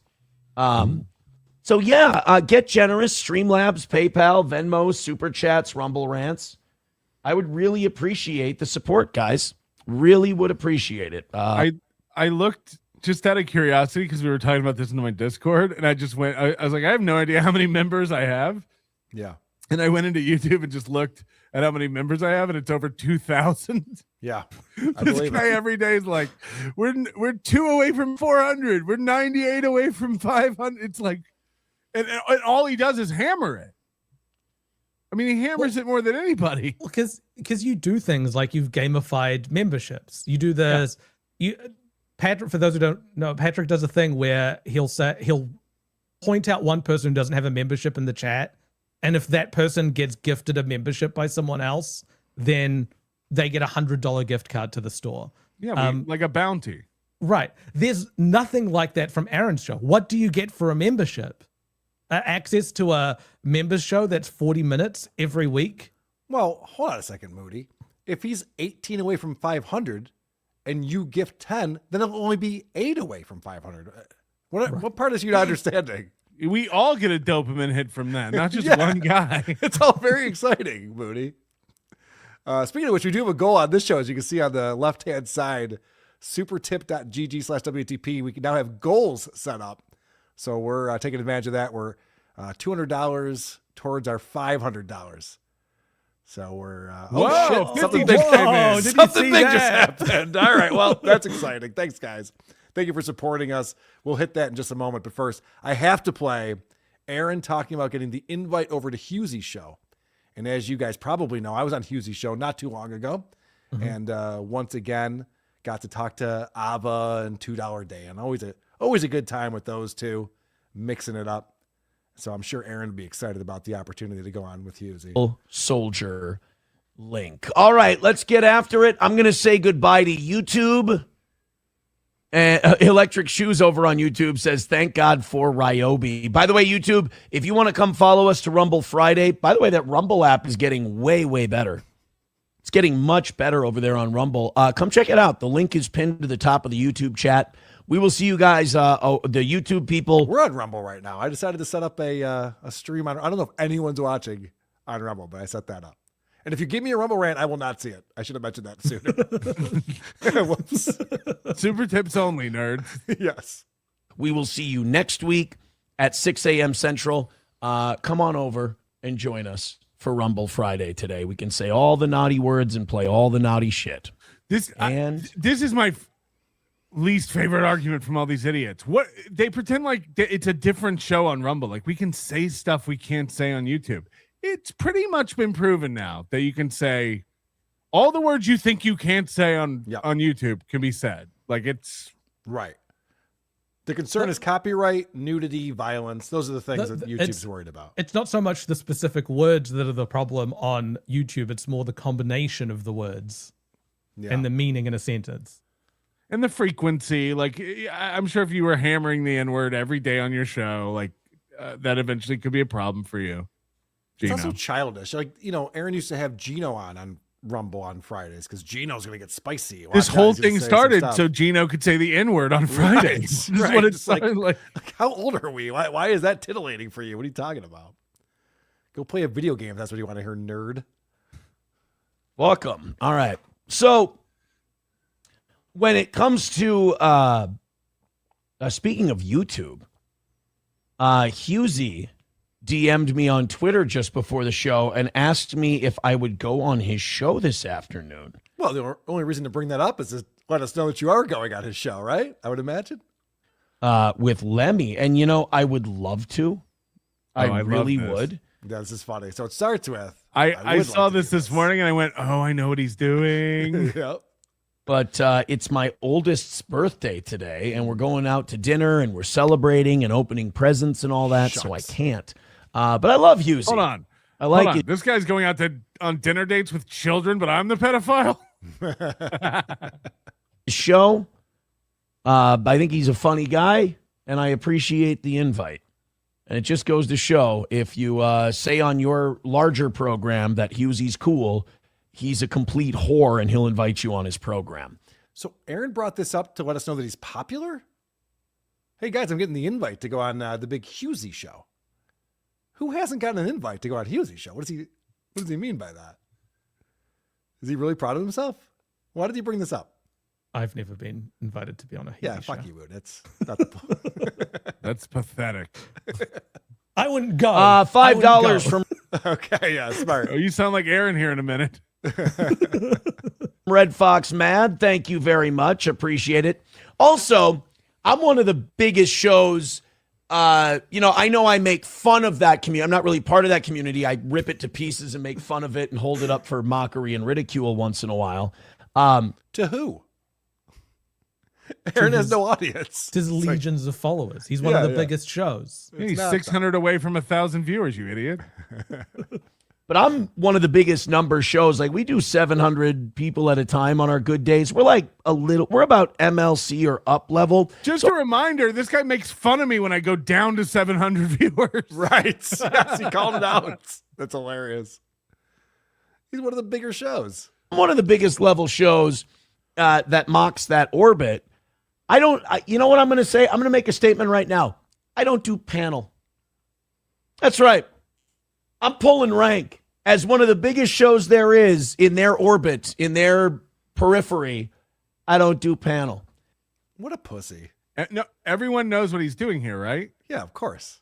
He doesn't want, when he goes on Husey's show or MLC or any of these shows, don't bring on someone who's going to call me out for stuff. Yeah. Exactly. Don't bring on anyone who's going to question me or ask me tough questions. I only want to talk to Ray and Husey. He's such a pussy. So I went on Husey's show recently. I went on the Aussie Guys show recently. And I knew I was getting myself into, they were going to have issues with things that I've been saying recently and things that I've done. And I was going to be there to defend myself. Aaron can't do that. Yeah. Right. He always gets embarrassed when that happens. So now he's acting like he's above it all. Because last time he went on Husey's show, Dean from Australia came on. Exactly. And stuck it to him and made him look fucking stupid. So now he's like, I'll only go on shows if there's no other guests. It's Dude, it's go ahead, buddy. really stupid as well because he's got a better excuse that wouldn't like tell us about this. Someone could bring up Kayla. Right. If someone brings up Kayla, I go to jail. I can't risk that. So I'm not going on anyone else's shows that I don't fully trust. Sorry, that excludes panel shows for the next year and a half or whatever. Totally understandable. Very reasonable restriction. No one could say anything about it. Well, because how do you explain you can't talk about Kayla without saying Kayla? Right. Right. Well, yeah. Whereas this is the like I'm scared of other people defense. Yes, very much so. You bring I watch Piers Morgan a lot, and there's some guests that Piers gets. They don't go on the panel; they get their own interview segment. So if Husey wants the toe doesn't do panel. The toe deserves his own spot. The toe's doing you a favor if he comes on your show.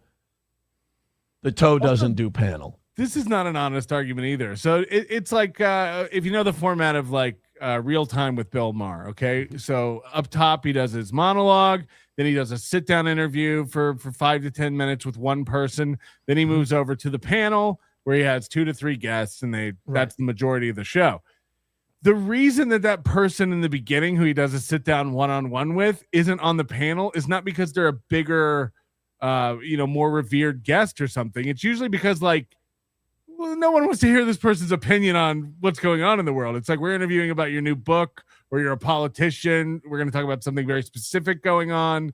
And then you can be on your way, because we're going to go talk to people who comment on this stuff more regularly and have more knowledge of it. Yeah. So the panel is actually more knowledgeable and a lot of times bigger experts than the one-on-one interview. But he's doing it the other way around. Mm-hmm. I think it's more akin to him thinking that he's like President Trump, for example, where it's like, would Trump ever be on a panel? No, I don't think he would be. So if he was on Piers Morgan, I don't think they'd put him on a panel next to whoever else. No, of course. That would be negotiated for months in advance, and it'd be a recorded interview that's edited for an hour.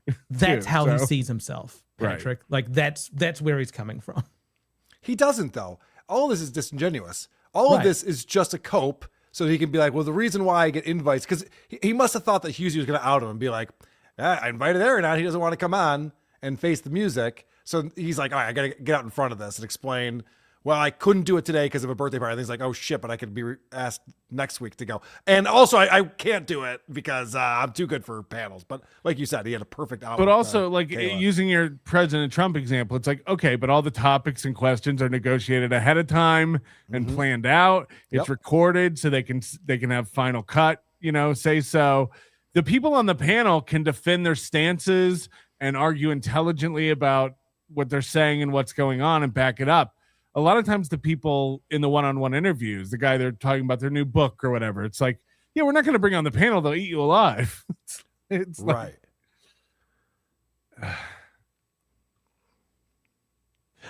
Here's why I do that. 1, it's funny to me. 2, I know there's people out there who do not have, if they're my fans, they have a sense of humor. They get what I'm doing.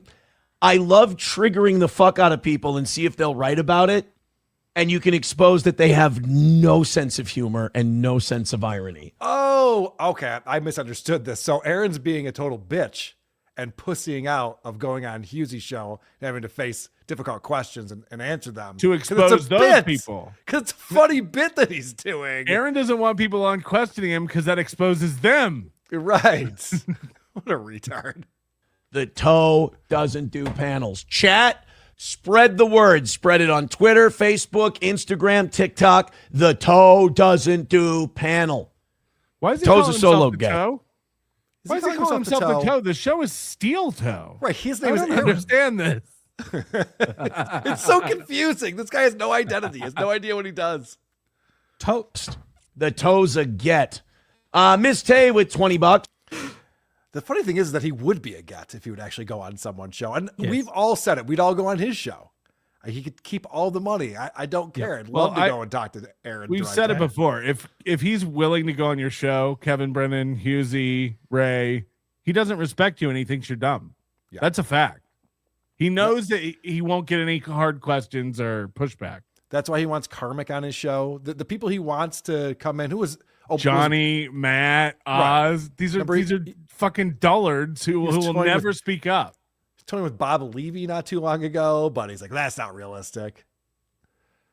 Gino, Keanu, yeah. The rest of that clip, Carl, the Stalin 19, I think, put it up on YouTube. He talks about his fallings out with Matt and with Corey. And okay, yeah. It's like this guy cannot keep friends. People cannot get out of Aaron's life without him burning that bridge. I do have a great conversation about Matt. Someone asking if he'd come back, and that's the one. Okay. We'll get to that in just a minute, but first, supertip.gg/WATP is where you can go to help us hit our goal today and participate in the show, like Scooter G. Hypocrite police. You guys have a goal bigger than me. Penises too. True. Very true. 100 At least put together. Hunter Duke says, to Mr. Milton's point, yes, Mrs. Duke is a bitch, but her amazing driving has saved me so much in DUIs. Come see us at the Cabana or Barry's on Friday. Hold on. How did this turn into... Yeah, you're right. My wife is a bitch. I never said that. I also like that he's doing appearances now.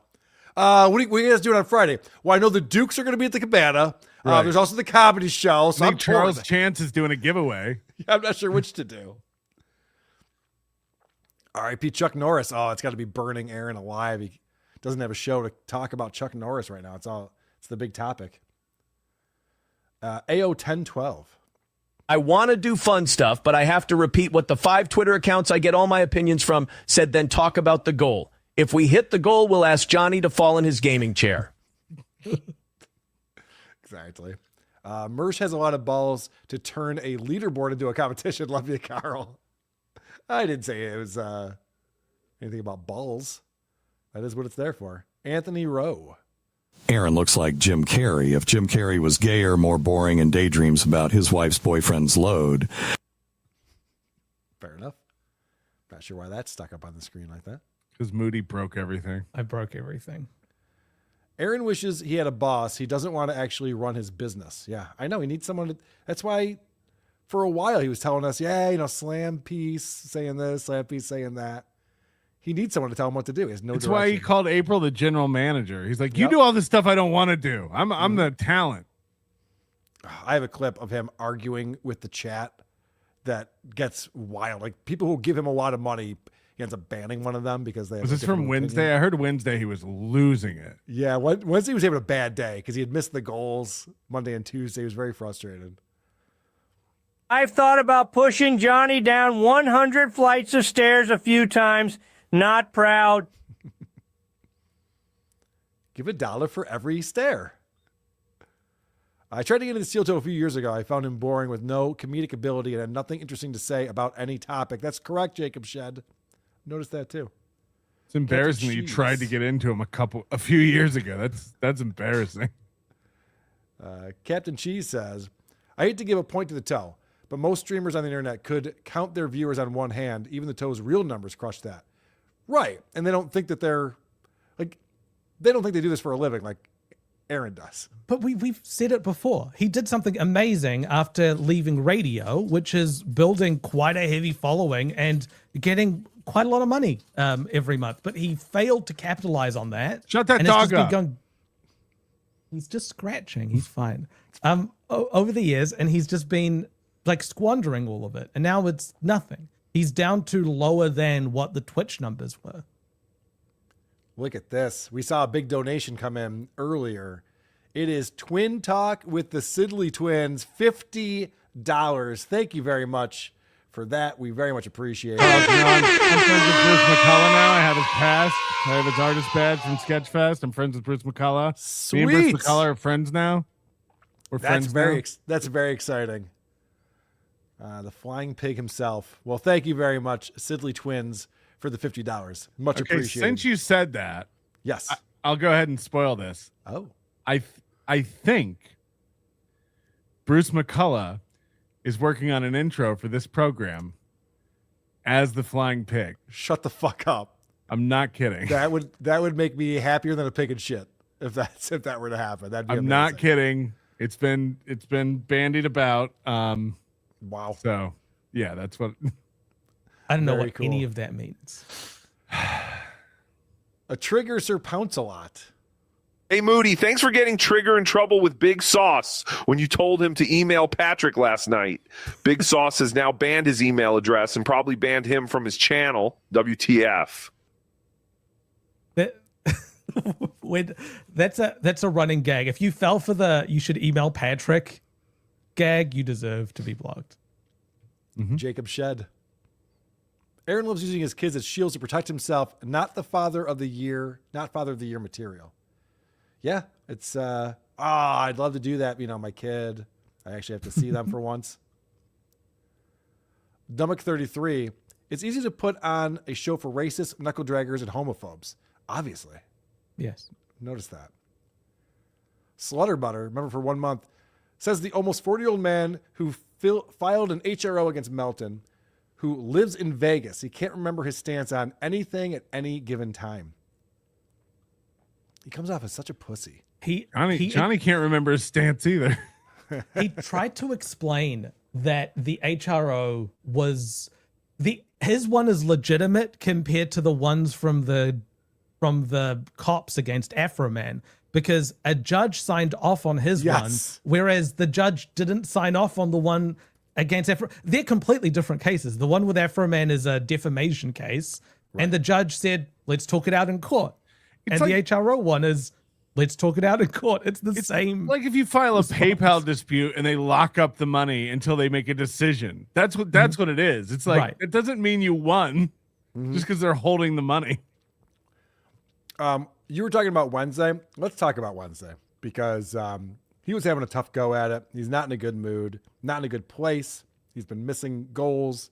He's frustrated. 5 away, and I don't want to try to rally for it because I'm worried we won't get it, and I'll lose a third day in a row. So let's go. Streamlabs, PayPal, Venmo, Super Chats, Rumble Rants. This is as close we've been all week to getting a win in the morning. I need this one for my own sanity. Not for money reasons, for sanity reasons.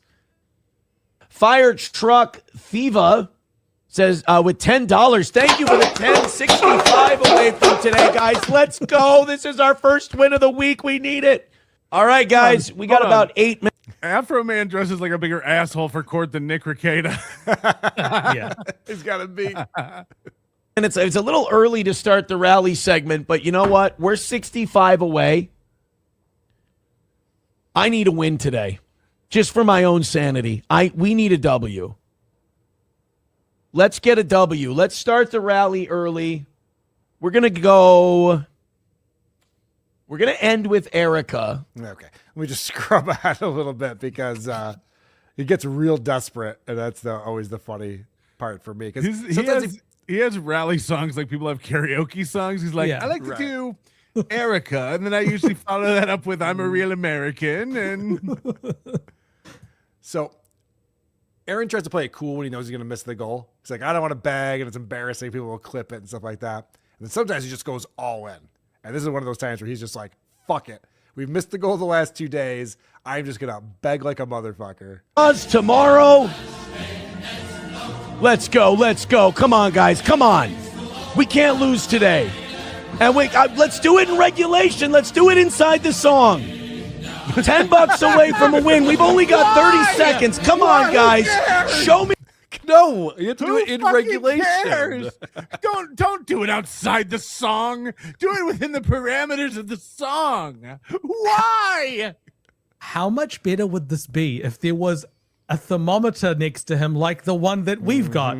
Like it would, the visual representation of him seeing the goal. I think it would be so much better. I've said for years he should add something like that. I think it would make it way worse, not better, because he would constantly be in his eyesight, driving him nuts.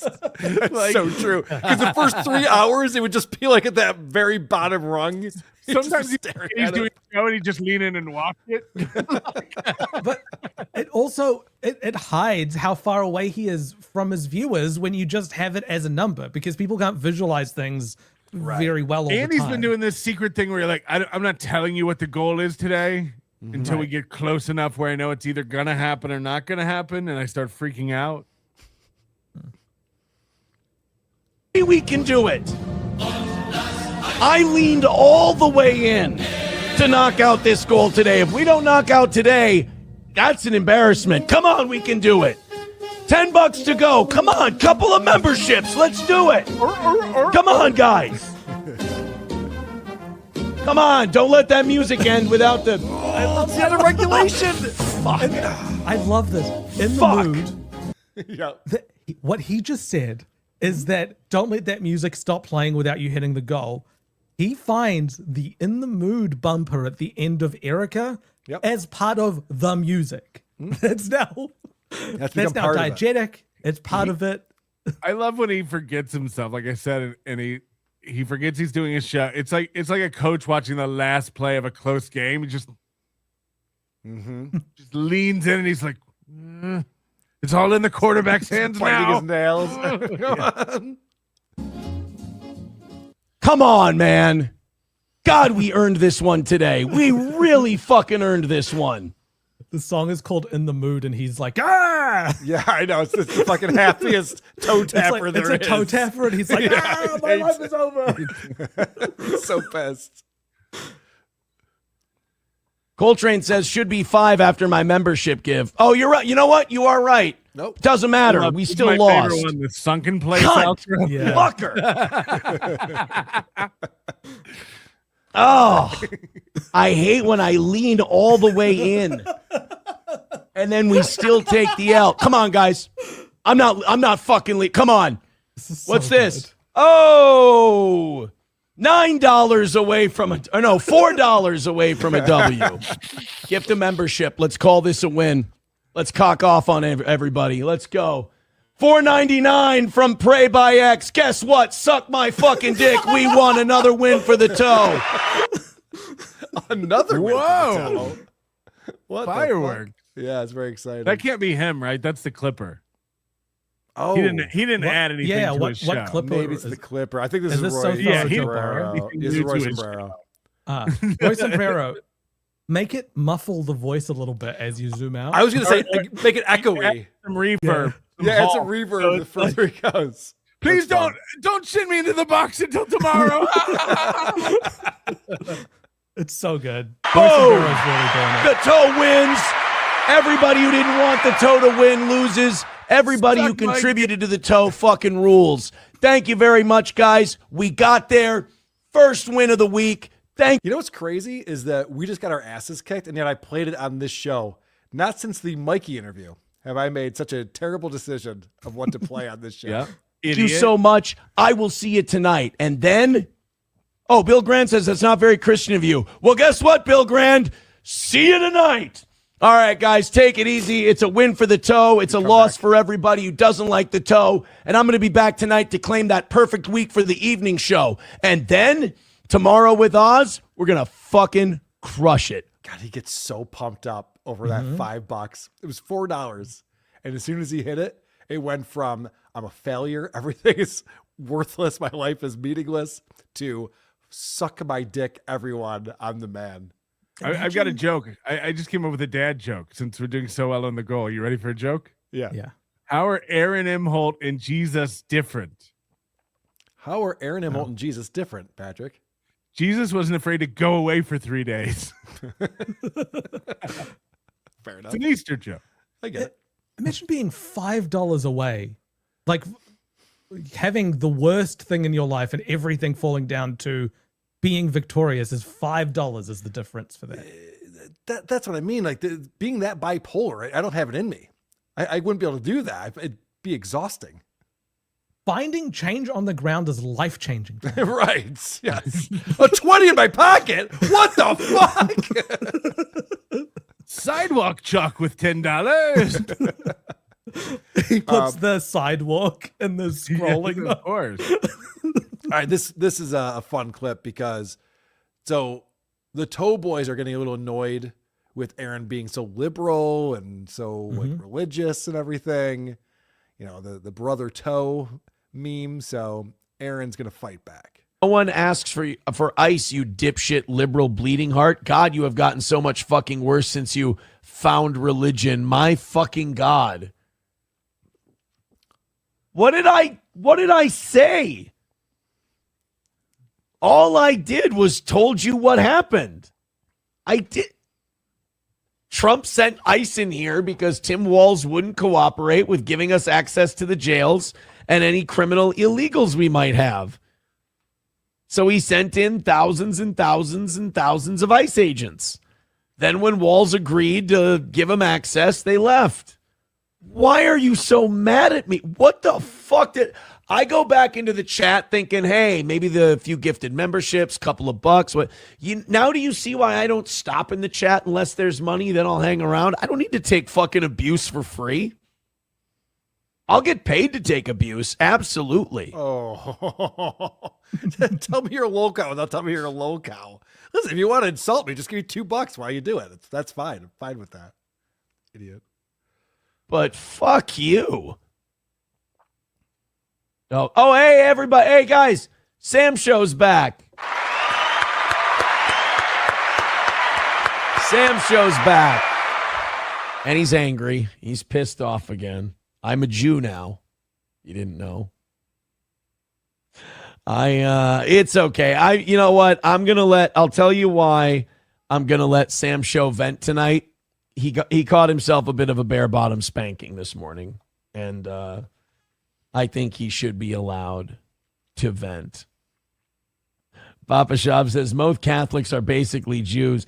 Look, I'm going to accept that criticism, and I'll tell you why. I know I'm right about this.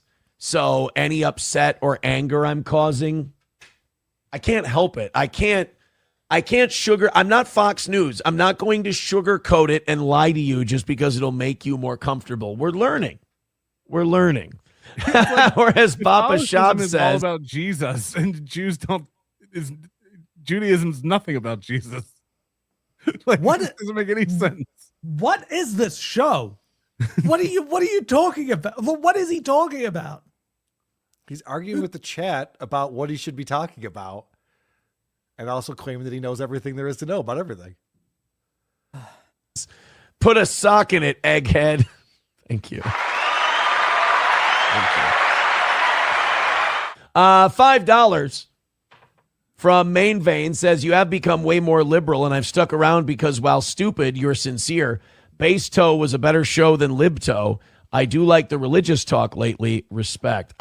Okay. This is Main Vein. This is one of his big guys. Yes. Like daily guys. This is one of the whales. And we've heard Aaron this week talking about the whales are gone. I need everyone to contribute. We don't have the big money coming in anymore.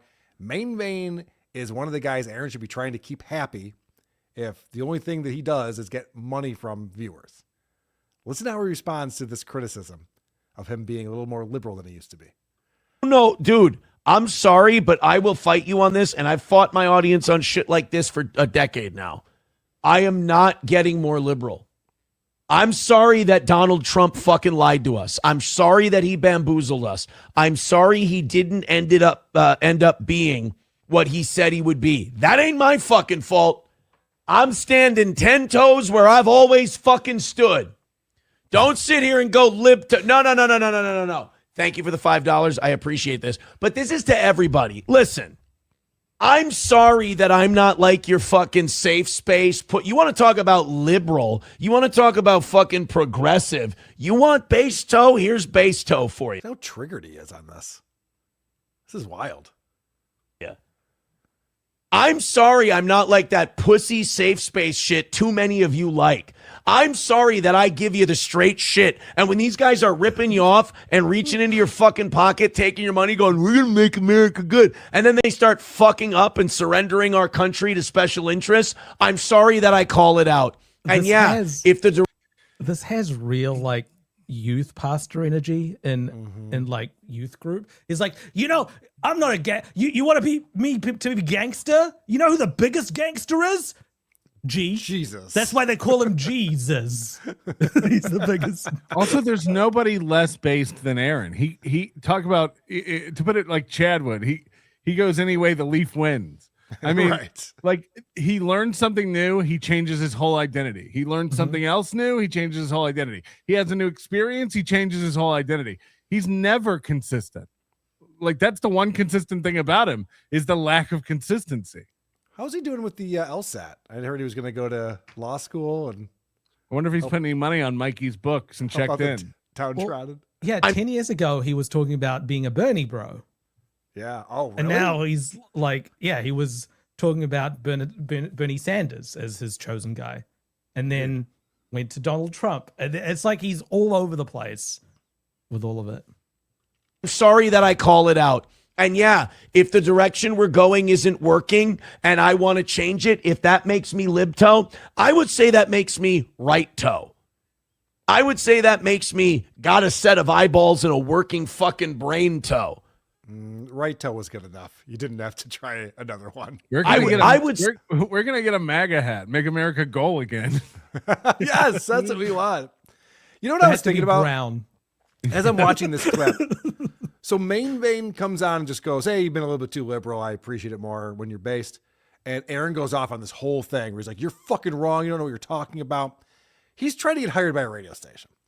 Could you imagine a meeting with the program director doing an air check where the guy sits down and goes, okay, so here's a few things that we wanted to talk to you about. You could be doing better. There's no way Aaron accepts any constructive criticism at all. Look at how he's freaking out about a guy who is his boss, by the way, I should point out, telling him he wishes he did something a little bit differently. He's lost his mind over it. Say that makes me, I don't listen to some other old man before I form my opinions, toe. So yeah, eat my fucking dick with that libto shit. I'm more based than your fucking president is. I'm sorry that when I get lied to and someone rips me off, I get angry. I'm sorry that when some guy, I go, oh, I think he's going to do the shit he's going to do. And then he turns out to be a lying cunt who sold this country down the river. I'm sorry I get pissed off about it. Yeah, the stations are going to hire this guy any minute now. This seems like the guy you want on the morning airwaves. Anyways, Sherry's berries. Yeah, right. I think I won. Easter's coming up, everybody. On that one. Digital Soldier says, I'm the opposite. I like your political takes and think your religious takes are gay. Well, see? See? Then there's something for everybody. Papa Shab says, Dan Bongino is heckin' based. Frick you, faggot. See? But that's the people who are anti-toe. They probably love Mark Levin. They got us. All right. That was Tuesday evening. If we go to Tuesday morning, he crashes out pretty hard Tuesday morning too, getting feedback from the chat. And things do not go well for the chatters in this one. He's also talking about he doesn't get his opinion from an older man. Yeah, he gets his opinions from Nick Fuentes and Candace Owens. Right. A younger man and a lady. Show's in the chat really mad that we're not doing Sam Show. I'm ready to cut you loose. I am. You can't do this. Like, you can't just every day. It's got to be exhausting, dude. Every day to just be like, what are you talking about? Jews some more. Because I don't want to fucking make my audience pissed and make them not watch the show and not donate to the thing we do to make money. Look at Johnny. By the way, this is the opposite thing that he said in the evening. Now he's saying, no, I'm not going to talk about that because I want people to give me money. Whereas Main Man comes on and goes, hey, I'd love for you to be more like this. He's like, fuck you. I'll do whatever the fuck I want. Like, he doesn't even know what his stance or his business model is. Johnny looks like a kid who's been eating a cherry popsicle. He's got it all over his face. Not donate to the thing we do to make money. That's why Sam Show, if you were throwing hundreds of dollars at this program, I'd put up with it a little easier. But for you, like how Main Vein does, to just sit there and go, the Jews, I hate Jews. Why aren't you doing things about you? Because I'm fucking tired. I like covering the war. I like giving my opinions about it. Aaron was bragging about how he was going after the Jews. He got kicked off. Well, he got shadow banned on YouTube because of it. There goes and now he's going, and now he's cultivated a fan base. He's just like, listen, guys, I can't just be bashing Jews all the time. What do you want from me here? Well, I'm sorry that Kash Patel lied to us. He said his top priorities were going to be the Epstein files and putting Melton in jail for the hacking. Right. Sorry we got lied to. I'm based. But like when I see what it breeds, when I see that it breeds you doing this, I do go, I need to back off this a little bit. Like, because I don't want to there's breathe truth that to the shit. saying, hate begets hate. Right. Johnny's blinking for 3 seconds at a time. Right. Aaron's blinking rapidly with one eye at Johnny's blinking. Dude. All right. He's like, yeah, it's my fault. I'm not saying it's your fault. I'm just saying, like, dude, like, you're exhausting to a lot of people. I'm not the only one. You know, Sam Show needs to jack off. It will help him feel better. Months of semen retention isn't healthy. Sam Show should go jerk off. Like, everybody in the chat is like, dude, you need to fucking relax. He says, do it. Oh, watch this. I don't go for that reverse psychology shit. Do it? Okay. Guess what? He's turning into Gino. Watch this. Watch this. Yep. And Hammer is back, baby. Boom. Act like. So this is the guy who owns everyone in the Dabbleverse. He's crushed us all. We're all losers. We don't know how to deal with this guy. He has one person in the chat saying, hey, I wish you were doing more of this. And you're not. He had to ban him just now. This is how he handles criticism. But he's crushing all of us. The Dabbleverse went running from him. Okay. That's one of his whales too. This is just him making an example. Yeah. He's making an example of a toe boy in front of the other toe boys. Here's what happens when you turn on the toe. If he's not careful, Sam Show's going to write a registered letter to YouTube about being banned from the chat. Guess what? The ban hammer is back, baby. Boom. That doesn't make you tough or cool. Act like I ain't fucking in charge here. I don't go for that reverse psychology horse shit of like, do it. I bet you won't do it. But you bet I won't do it. You think I care if you think I'm a faggot or not? You think I give a shit if some guy who calls himself Sam Show thinks that I'm a bitch? Yeah, you just banned him. This is the only reason it was a free Johnny's chat here. that you're responding to, and you banned him. The only reason Johnny's here is to listen and to co-sign all this shit. If Aaron was doing this alone to his chat, he'd be so insecure he couldn't handle it. But now he's here with Johnny, and Johnny's not saying that he's wrong, so he must be right. It's like, this is pathetic. And this is a guy who doesn't do panel shows, but yet he argues with his entire panel of a chat. The entire show. He argues with free chatters who are just offering their opinions on things. People who give him money, by the way. He's freaking out at that. But it's the I guess difference in power. He's got the microphone. Right. Exactly. He's in control of what's being said and the conversation. So yeah, there's 600 of you seeing what the chatter writes now, but there'll be up to 800 people who watch this later who are going to just hear Aaron. Right. Thinks that I'm a bitch? I think it's funny what I just did. Oh, yeah. Banning people is hilarious. It's a good bit. And everyone in the chat is saying ha ha hee hee, and that's what I perform for. The ha ha and the hee hee. Someone says, how long until he's back? It's just for today. It's just for this show. So don't worry. So he does do show prep. He goes in and out of the ban list every day and decides who to give a reprieve to. Right. It's like, bring back. See, that's the thing. There's a silent majority. You know, all these streamers have no fucking balls and they won't ban people because they're like, I'm worried about how it looks.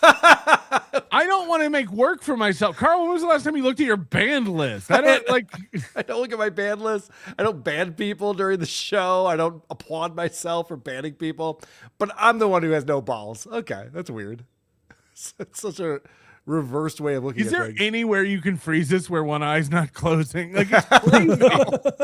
Every time. He's getting that from Keanu. Keanu has that one eye twitch thing. No, Keanu blinks with her eyes separately. Aaron's left eye closes when he gets stressed. They're different. Yeah, there's a lot of stress going on. You understand the vast majority of your audience. Stop listening to like 5 fags in your chat. The majority of your audience thinks it's hilarious. They think it's really, He's the one who funny. listens to all of his chatters. And you know, most of the people we read, fights. He argues with all these chatters, and he's like telling us, like, stop arguing with your chatters. It's like, are you doing a streaming seminar? Who are you talking to? Each two have jobs, so they can't spend all day Right. in the chat. And you know what encourages me to do it more? Money! Let's notch a win on today's show. Streamlabs, PayPal, Venmo, Super Chats, Rumble Rants. Show us your appreciation through your dollar bills. $10 from Nicholas, my golfing buddy. See? Thank you. We weren't making any money when we were talking about Mark Levin. All right, I'm going to level with you guys. I'm going to tell you what the number is right now. We're going to break the rule today because it's very slow going. 210. That means $80 in almost 3 hours. Can you kind of a rough? Can you have a golfing buddy if you haven't golfed in 10 months? It'd be like me having a being thin buddy. Your jogging buddy. Yeah, it's like your golfing buddy. One today. Let's see if we can bang. So you heard that. So they're 3 hours in. He's only made $80. He's got a 210 to go. He doesn't normally, like you were saying, he doesn't say what the number is anymore until it's time to get desperate. But he missed the goal by 75 the day before. This is Tuesday morning. And so he's feeling the panic and he's frustrated. Hang it out and call it a win. Roots Calhoun says, you guys remember that time Sam Show called Aaron a Jew lover? Good times. He's just like, Sam Show needs, I'm not saying therapy because that's condescending, but his heart is all fucked up and his brain's all fucked up. Because yeah, he watches your show unironically and donates to it. Yes, that's a fair assessment of this man. It's one thing to be talking about it and then go like, God, these people are just fucking around in everything. And that's one thing. But this guy can't stop. Like, if we're not, I just got tired of it. If we're not talking about it all the time, he's in the chat just being pissed off all the time. And it's amongst like everyone else in our chat is hilarious. Like, we have the funniest audience out there. If you've ever watched his chat, it crawls. There's nothing going on unless they're making fun of Jews or blacks. Right. That's the whole chat. So it crawls on YouTube. On Rumble, it's not that much better, but it's just all racism. Like, they're just using gamer words the whole time. He just said his chat is the funniest chat. It's so funny, these people. He reads the free chat all the time. Does he ignore all the funny chats? Because I've never heard one that was funny, ever. And he reads them all the time. Well, he says that all our jokes are just gay this, gay that. It's Right. Like, that's like every chat he reads. Yes. And he always cracks up, too. It's always the religious stuff is gay. The political stuff is gay. Like, that's what every chat, it's like something's gay. Bar none. They're really, really funny. And like, when you're like going, like, I go into the chat less when he's on that shit. I'll be honest with you. Because I'm like, funny, funny, funny. Why aren't we talking about Jews? Dude, honestly, if you're here for that shit and that's all you're here for, I'm going to level with you. It's like people who are here for drama. There are a million channels that do that way better than I do. I mean, Nick Fuentes. We do snippets of it, but this is like an internet sampler platter. We got, it's like a box of chocolates. I get off on the fact that I refuse to bend to internet culture and I do like a normie morning show. I get off on that. And the fact that I've made that successful when almost nobody else can make that format work on the internet, I fucking love that shit. Johnny with the sly insult there. This show's like a box of chocolates. It's making Aaron fatter. So yeah, I have no problem with that. All right, and Exculpate says much better chat now. Oh yeah, it's cruising along now. All right, so that's him getting butthurt over Sam's show and having to ban him over that. So we should probably fast forward to some things that happened on the show this morning. Oh, actually, no. We should talk about the bonus grift for Oz on Thursday. Oh, God. This is really funny. Oh, no, did Oz finally get some money? Oh, well, I don't want to spoil it. So, as you know, if you hit the go on 72%. Yes. if you hit the go on Thursday, anything over that, he splits with Oz 50-50. However, he did make the rule one time. If he hit the goal by the first song of the rally, Oz would get 75% of anything that came in over the goal. But also the rally stops immediately and the song stops. We don't push for Oz's money like we push for Toe's money. He doesn't do an extra half hour if Oz hasn't hit his goal yet. He doesn't give a fuck about that. But and we things never hear about a donation that came in after the show for Oz. Nope. There's never like, oh, we got $100 last night and 70% of that goes to Oz. There's never any no. Once the show ends, Oz, that's the. So we had a new Oz rule for Oz's bonus on Thursday. Yeah. Hit like, hit subscribe, hit follow. I'll give you a little hint. We've still got 2 hours left in today, and we're only 110 away. And he broke that rule 2 days in a row. So I was like, interesting. I'll give you a little hint. If we knock out that 110 and then another 90 on top of that, Oz gets a $100 bonus today. So there we go. Big win for the toe. Oz is an older man, clearly. Yeah. I don't know how old, 55 or something, I would guess. Do we know if he has a family or kids or anything? Do we know that? Because this is like, how empty is his life that he comes in and this 15, 20 years younger guy just does this to him the same way he does to all of his co-hosts. It's why a lot of them wake up and leave, just like April. Yeah. To line up for this and to come in for this every like we talked about it last week. What did he get? $3.20 or something bonus? What are we doing? It's leftover loyalty. Oz used to be part of the radio show when it was on the radio, and that was fun. And he's teasing the promise of future radio. Oz, just hang on. We've watched clips of him on the radio, and it just genuinely felt like Aaron building a group of friends around him where they can hang out. That's what his radio show felt like. So that's what Oz remembered. Then Oz had a drinking problem, and he also had a stroke and just left the show for a while, for a couple of years. Just before we started paying attention to the show, Oz left. And he's been recovering over the last 2 or 3 years until now he's come back. Yeah. So he's just,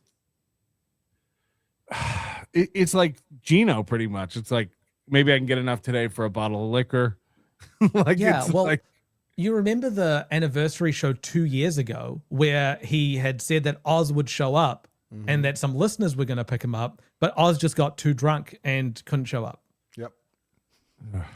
So I just want to reset what we just heard. So Aaron says we're 110 from the goal.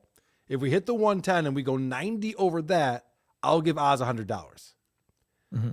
So what Aaron is essentially doing is making it almost impossible for Oz to get his bonus. At least in the past, Oz would get a percentage of whatever came over. Now we have to get to this $100 threshold, this $90 threshold in order for Oz to get the $100. It's all or nothing. Okay, so if it's on you, let's say between YouTube and Rumble that the split is a true 30%, they take. Mm-hmm. So if he makes 110, he's getting 75 or something like that. Right. True money. And then if they earn another 90, which is a true 60 or whatever, right? Then Aaron gives Oz 100. So that's 100 out of 135 Aaron has made truly. So Aaron's clearing $35 on this. This show might be in way worse shape than it looks like on the surface because he can't do math. Literally, if he gets more money, he makes less money. Aaron makes less money. Right. This is the second time in this show we've seen him make a deal where if it goes through, he makes less money. Yes. It's so stupid. Thank you guys very much for your generosity. Guys, we are a cool hundo away from getting a win today. Here's my prediction. I think we'll win today. I think we'll notch a W. If you would have asked me at 7:00, I would have said, we're going to get the W and we're going to get Oz that $100 bonus today. I think we're only going to get one of those things. You guys, what an asshole. Are doing great. And is there, any way that the thing that they get is Oz's bonus? Nope. That's second. That's impossible for that to happen. Day, but it's definitely slowed down since about 7:30, 8:00. So look at Oz's face too. He's like, I'm gonna give you $100. You hear that, Oz? We're gonna get $100. He's like, well, that's definitely not gonna happen. I was like, oh.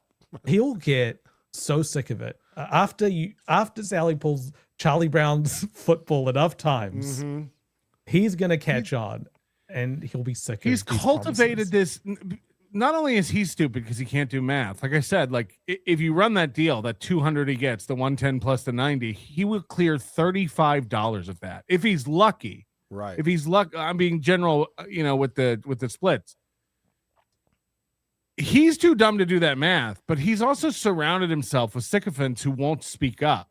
Like if I was doing that, Moody would be in my chat going like, that's actually a bad deal for you. Like, No, like people would be calling it out.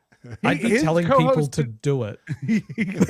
Yeah, but you'd be explaining why. You'd be like, you'll lose money if you do that. Yeah. Like, the point is like his whole audience and co-hosts are also retarded cowards.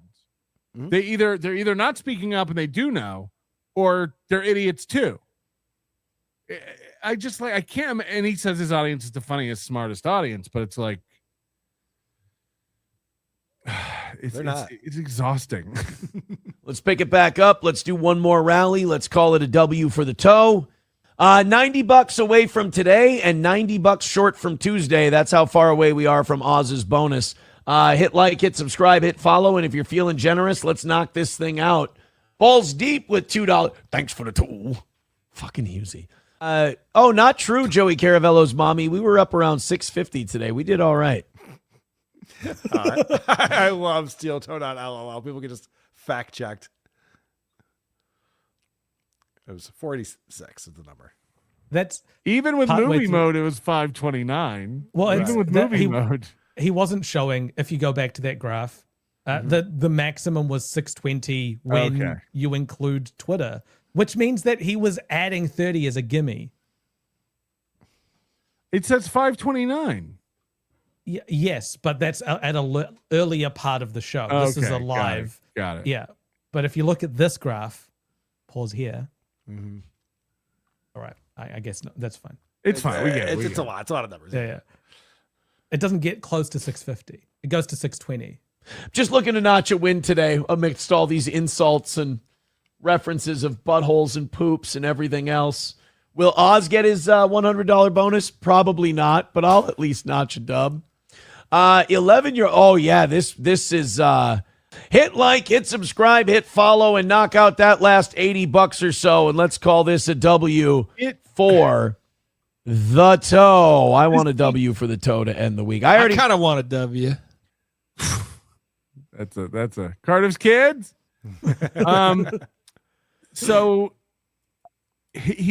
this shows his like the optics of getting a win are more important than the actual like. So like if he gets his $200, he actually makes 35, which because we've always said this guy's always having perfect weeks. This guy's always hitting the numbers.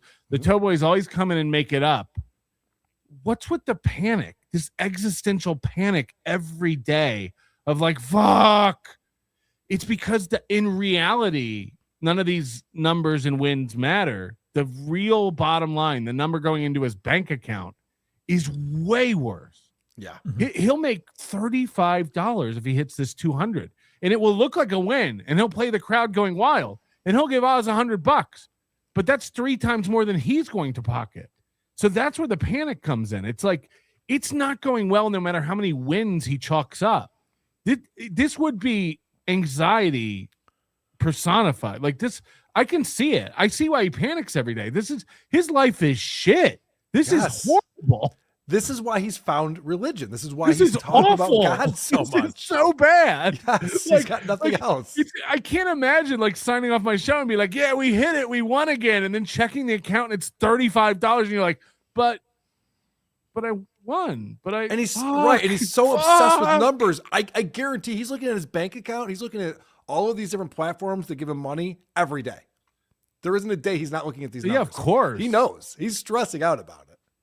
Do you think the 10% that he tithes is like the amount of money that comes in from the listeners or the amount that he gets at the end? Oh, it's like the bell curve of like, the people who track what's in their bank account the most are rich people and super poor people who are like, I'm going to overdraft, or I want to make sure like my employees and my companies and everything aren't scamming me and we're profitable and how I'm doing. The vast majority of people in the middle, it's just like, we have some money. Like they don't really, it's like, this really hit home for me because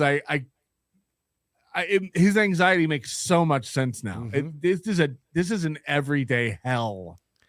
And he's actively rooting against Oz hitting his goal, whether this is a bit or whatever. Like, he obviously does not want that to happen. It won't. Spoiler. And he wouldn't let it happen anyway, because someone would have to give him a shit ton of money. He's just going to cut the show short as soon as he hits his goal. So it's all just a bullshit ploy to fuck with Oz, I guess. Oz wants a double W. Oz wants to knock out this and another 90. Double He D, wants, actually. Oz wants that nice bonus today. That's what he wants.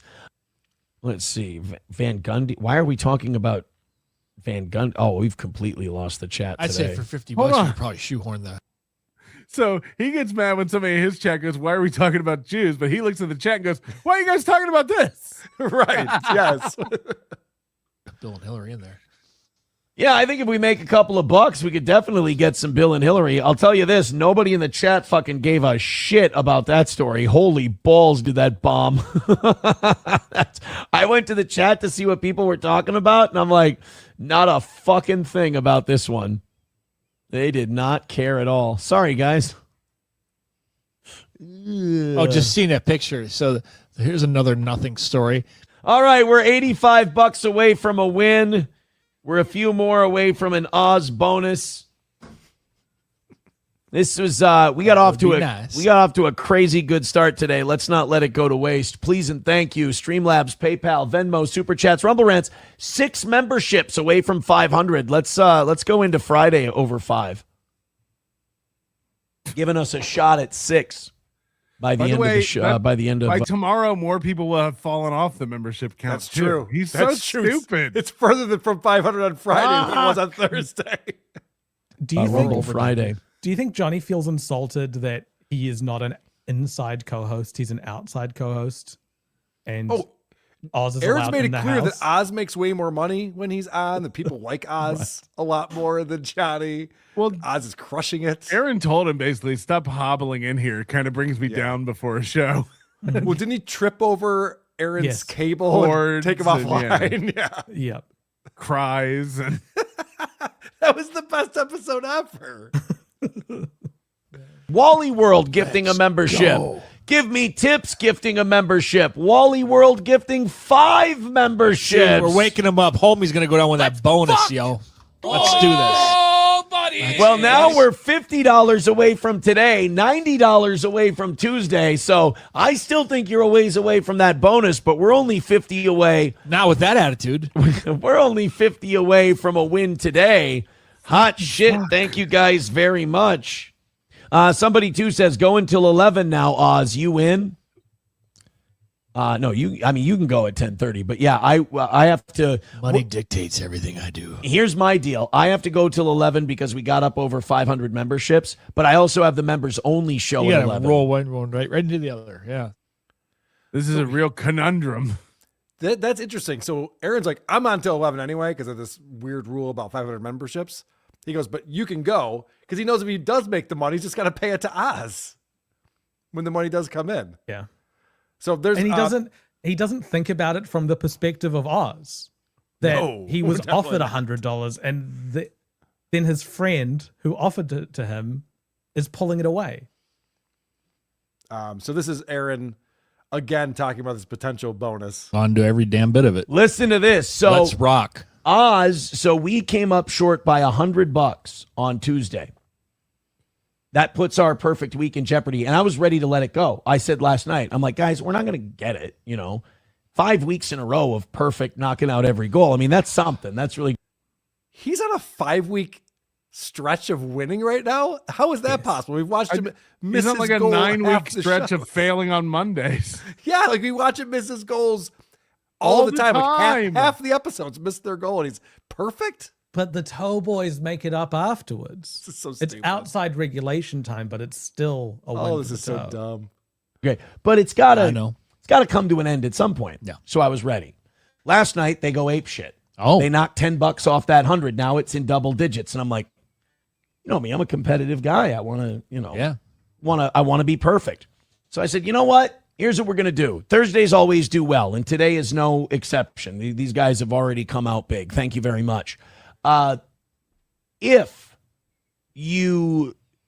you're gracious enough to give us a win today, and Yeah. You take that 90, you knock that out, and you give us our 6th straight perfect week, Oz gets $100 bonus. right. And not $100 bonus on the first of the month like we usually do. $100 Venmo in the account, on the air, on the show as soon as it happens. This is a lesson that like you teach your children early, because you can't always win. You know, you get out there on the field, you play your best game. Sometimes you win, sometimes you lose, sometimes you get lucky, sometimes you don't. This thing you do where you're like, we always win. Every week's a perfect week. We hit every goal. It makes the actual wins meaningless. You know this as a Bills fan. Boring. Yes, it's boring. Like, if you just told yourself, like, no, we win the Super Bowl every year. Like, if you went to the Super Bowl this year, it wouldn't feel nearly as good. Exactly. Like, okay, you were in the playoffs last year. You did great, and you fell a little short. Like, and you were probably pretty happy with that. Like, oh, we did really, really well. We got a real shot next year. Like, that's the mentality you should have. This guy wins everything all the time. He's beating every competitor he has, and yet the panic. What you're just explaining right now is why the concept of heaven can't be real. Right. In order to have highs, you have to have lows. That's the only reason why this exists. You can't just always be crushing it all the time. And Aaron explaining that he is tells me that he's lying, and we all know it. Hold on, if heaven's not real, that means we haven't been banished to hell. That's true. That's a good point. That's good news for us. I think the reason why he's saying this, I'm going to give Oz $100. I'm going to do it right now. He doesn't have to wait till the first of the month. I'm going to do it on Venmo. I'll do it live on the show. It's all because we were making fun of the $3.20 or $7.50 or whatever the fuck he was paying Oz for his bonus, because he's watching this little piggy and going, oh, this doesn't make me look good. I got to give Oz a real amount of money. But he made it so it's impossible for them to actually hit that amount of money, so you don't have to give it to him. You just have to offer it. Got it. And that makes him a generous guy. That's what we do on this program. All right, because you got a gun show this week. All right, then they get off on some tangent. Oz just needs to wear a shirt with his Venmo tag on it. Right, a QR code. And he'll make $100. Yeah. No, I think you're right. Just to spite Aaron, people would definitely give money. Yeah, it's like the Opie and Ron thing. It's like Adam Bush. Like, yeah, I'll sit there and send Ron $100, $200 just to watch Opie freak the fuck out. And we saw this with Johnny before. Remember, Johnny would be like, anything you send me, I'm just gonna send it to Aaron. Yep, I know. It's like these guys are beaten down. They know the drill. They know the deal. We have a go on this show. supertip.gg/WATP. We're doing very well, it looks like. Look at, I can't really see that. We're not going to make it. I know we're not going to make it, Carl. Don't even pretend like we are. It's going to make us look so dumb. This is going to get clipped. If we hit the goal, then I will give Moody his bonus for this What's episode. my bonus? 50% of everything over 120% of the goal. Yes, that's what it is. That's what we worked out. Coach Junior Fishing coming in. I agree, Pat. It's embarrassing that I tried to get into Steel Toe, but how embarrassing is it that Carl is the one who told us, the audience, to check him out and that the show was good and funny? Yes. What? Carl's an idiot. We've said it before. We'll say it again. Carl's dumb. Yep. Carl still thinks he's on good terms with Gino. He said Gino's a good guy. I just hate Keanu because Gino said he loves Carl the other day. This guy changes his mind about people like on a dime. Guys, Carl don't told us trust before Carl. the show he thinks SP is April and she's still there. Guys, I'm sitting right here. I'm like, yeah. We Fuck, know. None of this changes your opinion about us. You could do whatever you want to Carl, and he doesn't see it. Mark Davis coming in. What are the odds on Aaron's kids changing their last name when they turn 18? What's more embarrassing, Imholt or Melendez? Local kids got it tough. Well, two of them are female, so they'll just change it when they get married, I'm sure. Oh, literal Moody. Carl, I don't know if you caught the Brian Landon stuff that happened last week. I get too much shit for even being friends with you. I'm about to cut this whole thing loose. Brian Landon's mad about how much money you're costing Hackamania and how many people you're bringing, and he wonders why you aren't all flying together. There's a lot of questions from Brian Landon. He's very upset. And apparently he super chatted the show and he accuses me of skipping them because the questions were too hard. Like, how many people is Carl bringing? I was afraid to answer that and put that super chat up. I didn't. Hold on a second. Super chat. Hold on a second. I didn't know about this. So Brian. Oh yeah, Brian this didn't- was on my member show. It was insane. Okay, so he thinks that it would be cheaper if we all flew together. He wondered why the tickets didn't all cost the same thing since you're all flying from the same airport. It's like, have you ever bought are you guys retarded? That doesn't make any sense. All right, whatever. Coach Senior Fishing. Kumi apologized to Gino. I want an apology for Toe, Carl. I apologize. I swear the show was different back then. I promise you. It was different, but it wasn't good. Fair. That's fair. Ricky Bev coming in. Stream with one eye open, gripping your keyboard tight. It was good for what it was. Even when I found it, I was like, okay, this guy's just a Midwestern yokel doing a local radio show. And it was 100% passable at that. That's why I joke about him going back to radio now. It's like he's lost his way. He's so far from being that he couldn't anymore. Like he's in outer space compared to how grounded he was back then. Like he did used to do a show that just covered the topics and catered to their audience. I didn't watch it very often, but I would tune in from time to time, and I was like, okay, this guy knows how to do a show. Yes. I really now I watch it and I'm like, holy shit, he is directionless. He has no idea what his show is. He couldn't explain it to you. Johnny explains it as a box of chocolates. I don't know what that means, but it's good stuff. AO 1012 coming in. I know I tell a lot of lies, but the biggest one is that I've ever had an original thought when it comes to my politics. That's a good point. Yeah. Labyrinth Mystic. Keen, sorry, Carl. P&U is over on Hughesy's show still saying, why is it up to her to set the boundaries with Stuttering John? Kiki, you can't be helped. It's not victim blame either. Just stupid. She is going to milk this Stuttering John thing. It's incredible that every time I see a new clip of Keanu, I think it's something that she said 2 weeks ago. It's like, nope, this was from yesterday. Well, Gino's still arguing with Chad about the compound media failure and the mole or whatever. It's like these guys have nothing going on. Yeah, Keanu should wrestle the microphone away from Gino. I see what you did there. Labyrinth Mystic gave us $3.49 because that got us to 300 exactly of the 500. And guess what, guys? You didn't know this, but the goal was actually 300. So we actually just hit the goal. You literally moved the goalpost. That is the definition of moving the goalposts right there. Thank you, Labyrinth Mystic. You're very generous, and we appreciate that. Did we look at this one yet? This is like Aaron going like, joke's on you. I was going to divorce April all along. Right. She did it for me. Wherever the leaf wins says Moody is slow. I've posted tons of stuff in Reddit I know is mostly likely not true because it bugs John, Aaron, etc., and apparently also Moody. Skull. The thing is, there's enough stuff that's true that's funny and embarrassing about him. You don't need to make new stuff up for him to react to or anything. Anything that derails him and gets him defensive is hilarious. I disagree. Okay. Keep up the good work. Okay. Trigger 59. Thanks, Moody. I'm calling my therapist now. No worries. Common Men. Johnny looks like the chick in a lesbian couple. See what you did? Moodyverse. Wow, there's a Moodyverse now? Will Moody have his own solo show at Hackamania? No one wants that. The people are demanding it. No. I see it right here. This is not a demand. It's a question with an answer. No. That's a good point. All right. This is Aaron talking about his relationship with Matt. We were talking about this earlier in the program, but someone's asking for Matt to come back, and that ain't going to happen. Not really, though. We didn't really have a good run. Thank you very much to Red Fox Matt. He says, bring Matt back. I miss Matt being on the show. Come on, Grinch girl. Let Matt come back. No, Matt,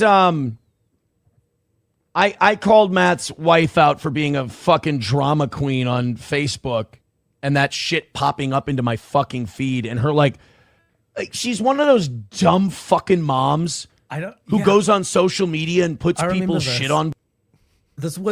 She had posted something to her friend. So it wasn't a public post that everyone can see. Right. And Aaron pulled it up on his show, which goes well outside the circle of friends, and put her on blast. And how was Aaron not over this? It was just someone asked. some. No, I know, but look at how passionate he gets about this. He's like so fired up still. This was months ago. Because he's so not used to his friends pushing back. Matt probably got a hold of him and was like, "Dude, what the fuck are you doing? Like, don't do this to my wife on your show. Like, I'm not even on your show anymore, and you're making my wife a segment, and people are gonna reach out to her and like." Yeah, in Aaron's defense, it's a safe bet on his side. If a guy's on his third wife, get into a fight with her, let them break the relationship off, and in 2 or 3 years, that person will be single. They'll be back saying that person was a bitch anyway, and then you'll become friends again. You'll see Matt back in a couple of years. Have you seen this clip yet? Yes. Okay, yeah. So this is precisely what Aaron is trying to do with this. You're right. Fucking moms who goes on social media and puts people's shit on blast. And like, at school today, my child was this and the other parent wasn't this. Like, shut the fuck up and handle it in private. Quit being a fucking drama merchant. You ever realize that you're... This is a guy who brought his dispute with his ex-wife about his own children and his current wife to his show and put it on public display to try to get people to go after Ashley LaRue. Yep. Like, that happened. Him talking about privacy is crazy. Right. When he talks about April's cocaine habits and would tell us every detail or about their sex life. The sex life with the Ricadas. We wouldn't know anything about this. To this day, it would be pure speculation that the Imholtz and the Ricadas were swinging with each other. Yep. And if Aaron hadn't brought it and up. also, to your point earlier, that this was a Facebook post that only her friends would see. And Aaron's going like, how could you make this public? He's the one who brought it onto his show that he knows gets clipped by all the other shows and is on subreddits and Twitter. And Aaron brought it onto the news. Right. He brought his relationship problems to the news. Like, I had gone through a lot of that in private. Like, every time you saw her, there was some kind of drama with somebody. And then I sat down with Matt once, and we were having a heart-to-heart talk, and she was causing fucking problems for him again to the point he didn't even see it as a problem. So you were telling your friend that he had a problem that he didn't know existed. Wow, what a good friend you are, Aaron. Why aren't you pissed about this? You should be mad at her. Like, it's possible this goes back even further too, to when Aaron would do his show in Matt's garage. Like, there's probably something there. Either she was like, you got to get him out of here. That Like, he has garage is house. a previous wife. It's not. Oh, the same really? one. Yeah. This is Grinch Girl. Different. It's a different woman entirely. But I thought there was a Aaron's point still where he was with Grinch Girl. Was a different key. He Matt's talked about it. He said he changed his key because Aaron said he still had a key to it. But this is Aaron did this to Johnny as well, where he blew up that relationship with that girl on the wet in California, where he started. Johnny was gonna maybe move to California and be with her, and and Aaron blew it up. Like, all girls are the same. She's a stripper. Like, all this. He does a them or me with every one of his co-hosts. Yeah, it's a control thing. Yeah. Yeah, very much so. I just to back up real quick and then we'll move forward on this. When someone brought up, hey, I wish Matt would come back. I like Matt. If he would have just said, oh, Matt and I actually had a thing over that stupid Facebook post. I clowned his wife or thing, but whatever. That was a while ago. I'm sure we can make up and make it people happen. bring up my ex-co-hosts that I've had fallings out with, Josh Denny and all this stuff, and I go like, dude, he was great on the show. I those times were awesome. They were great. Yeah, why is he so dwelling on this one thing? I've made these attempts and like it's just not working out. Like, it's whatever. Life happens. Like, sometimes people aren't ready to like reconnect or whatever the fuck it is. This thing where you've got to like now gaslight everybody into like it was always bad and she was always a bitch, and it's like, fuck, man. Yeah, Smiley brings it up in the chat. Grinch Girl was one of Aaron's biggest soldiers. She'd go into the subreddits and defend Aaron. She helped the live events. Like, didn't she run the sound and the cornhole? I think she brought and she ran the board for the live show and all this stuff. And the Toe Boys subreddit, the Facebook group. She was really helping them. Oh. So that makes this rant even crazier then. Yeah. It was, I won't say what the conversation was because it was delicate. But I'm like, bro, I told him straight up, I'm like, that needs to change or you're going to be miserable. Why does Aaron tell people how to live? Aaron does such a bad job of living his life. He's a stressed out loser who has lost every relationship he's ever been in. And he's giving mad advice on his girlfriend. Aaron was in jail 5 months ago because of relationship troubles. Yeah. And he's giving he gives everyone advice. I got to tell you, one of the things I really like about my social circle, my friend group, none of us give each other advice on how to live our lives. We just assume that we're all adults and we'll figure it out. I go, you got to protect your own happiness. You can't let people push you into conflict.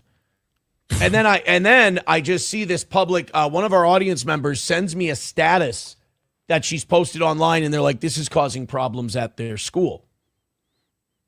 And it was a public Facebook post about how this parent needs to do this, and they're not treating their child right. And I'm like, oh, fucking hell. Yeah, I just want to point this out. I better get in here. Yeah. Let me get in here and talk about it on my show. I just want to point this out. 19 memberships from 500. This is Friday. Yesterday, he had to do an extra half hour because they hit 500. That's how quickly this changes with memberships. Right. It means nothing. Yeah. And I'm like, Matt, you got to get a hold of this chick. Have her take that shit down. Like, you don't need these problems. You work too fucking hard. That's a private conversation. So Aaron's telling us about a private conversation when saying, dude, we should be keeping things private. What is she doing by posting that on Facebook? And by the way, he's friends with Gino and Keanu, who do nothing but share private conversations. Oh, she love it. Posted a bunch of DMs she had with Ethan Ralph. Like I don't know if you saw that. I like, didn't. This cannot stop posting Of course she DMs. did. And just to go back to the membership thing real quick, do you think he's very well aware that the memberships drop every day when they roll off? But that's like kind of the perfect thing for him because I think he, in a way, he enjoys. It's like that guy who has to roll the boulder up the hill.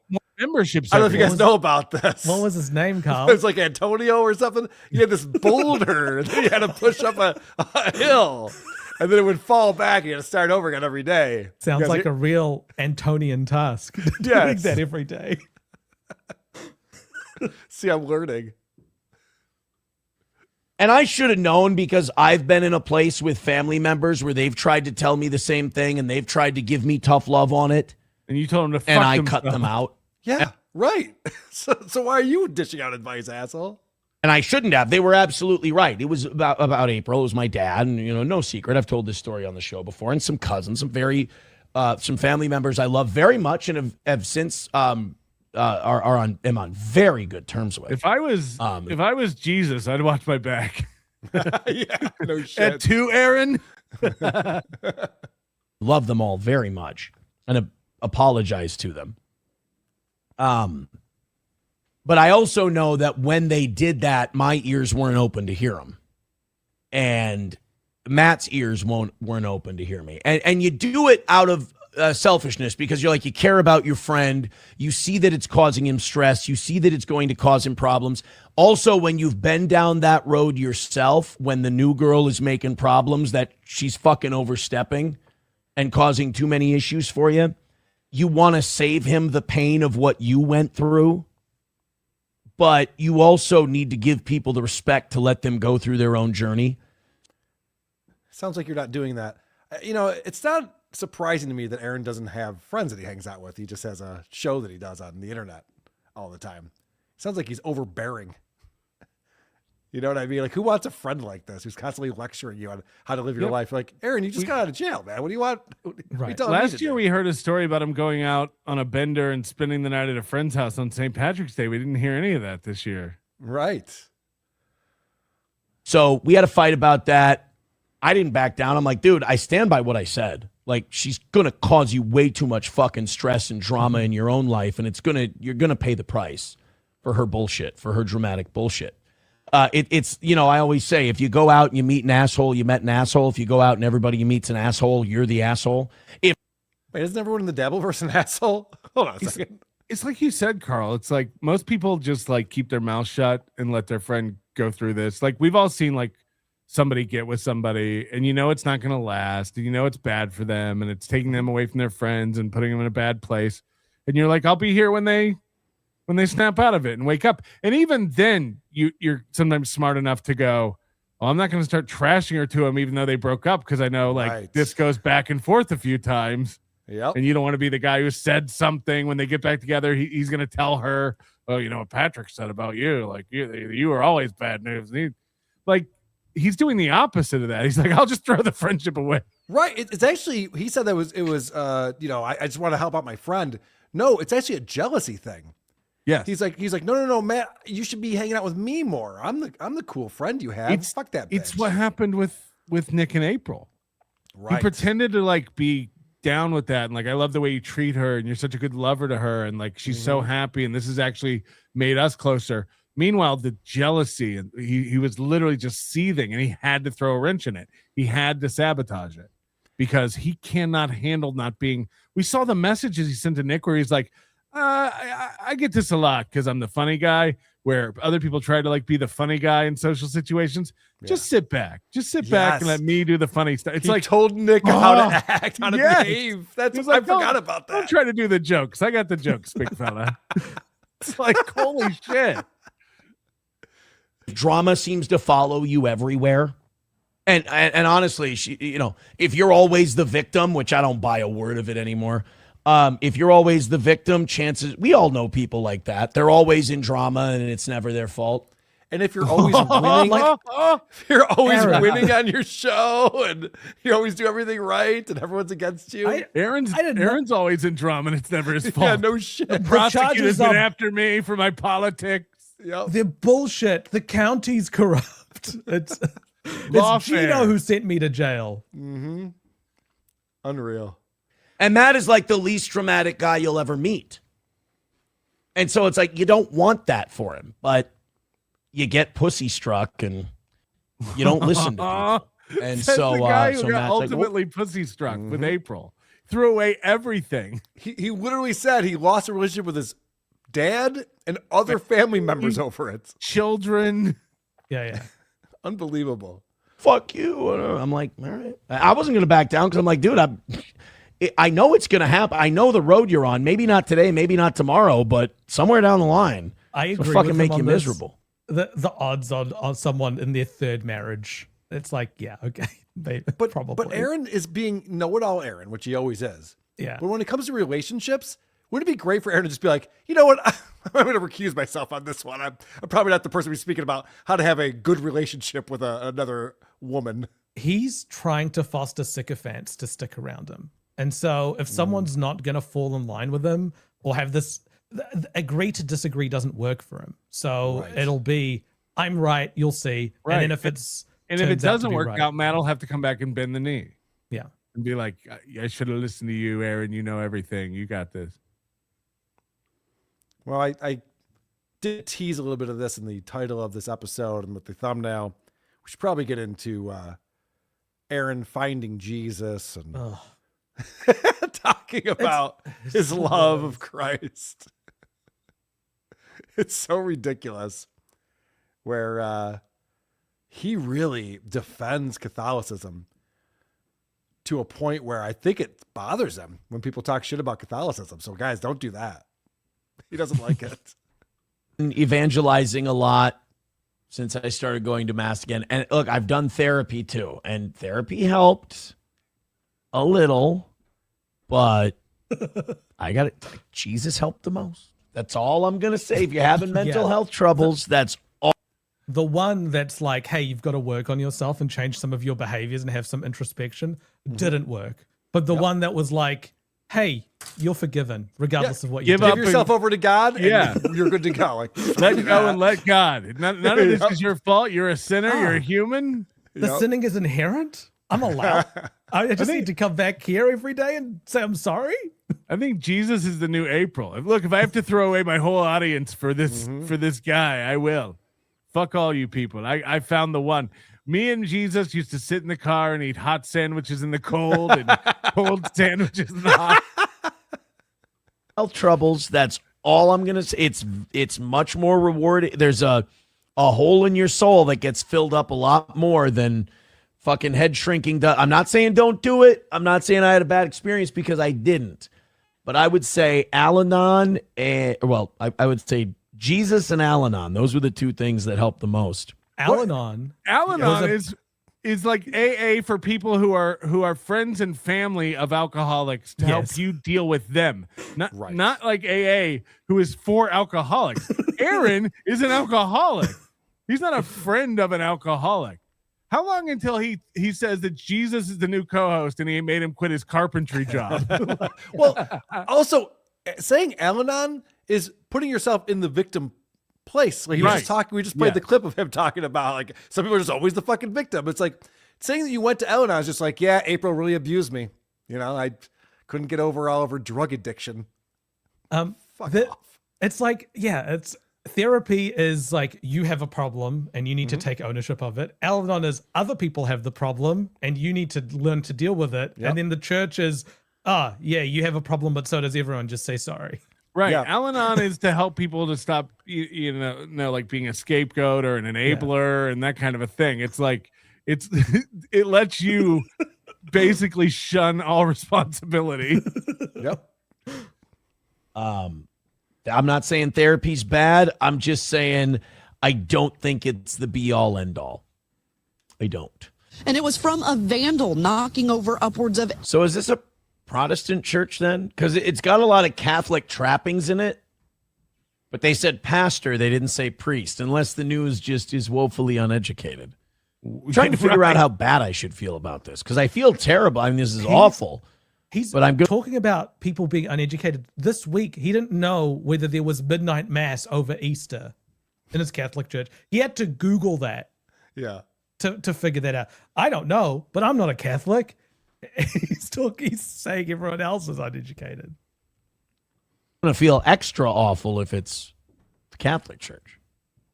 Now, Hannah, the pastor does not believe that this... Not a pastor, he's a priest! There's 1.4 billion of us. A little fucking respect. You know, Aaron's doing a thing. I recently saw Rocco do this where he's trolling his audience and trying to piss them off because who the fuck wants to watch him get all worked up over his newly found Catholicism? Are you trying to pretend like Rocco and Vince aren't the hottest new thing in the mornings? I mean, they did have 5,000 live viewers, so you're right about that. It's very popular, that show. Shouldn't say fucking when I'm talking about that. Attack was an anti-Catholic attack. Oh, now we're going to mention Deanna, it's Catholic. in fact, he believes. $1 from Sergeant Holka says, of course it's Catholic. Only the largest criminal organization in human history can afford a cathedral like that. Oh, this sets Aaron off. He is not happy about that statement right there. That $1. I think the church only takes what they need. That $1 was well spent. More hatred, more jealousy. Martyr. God's true church.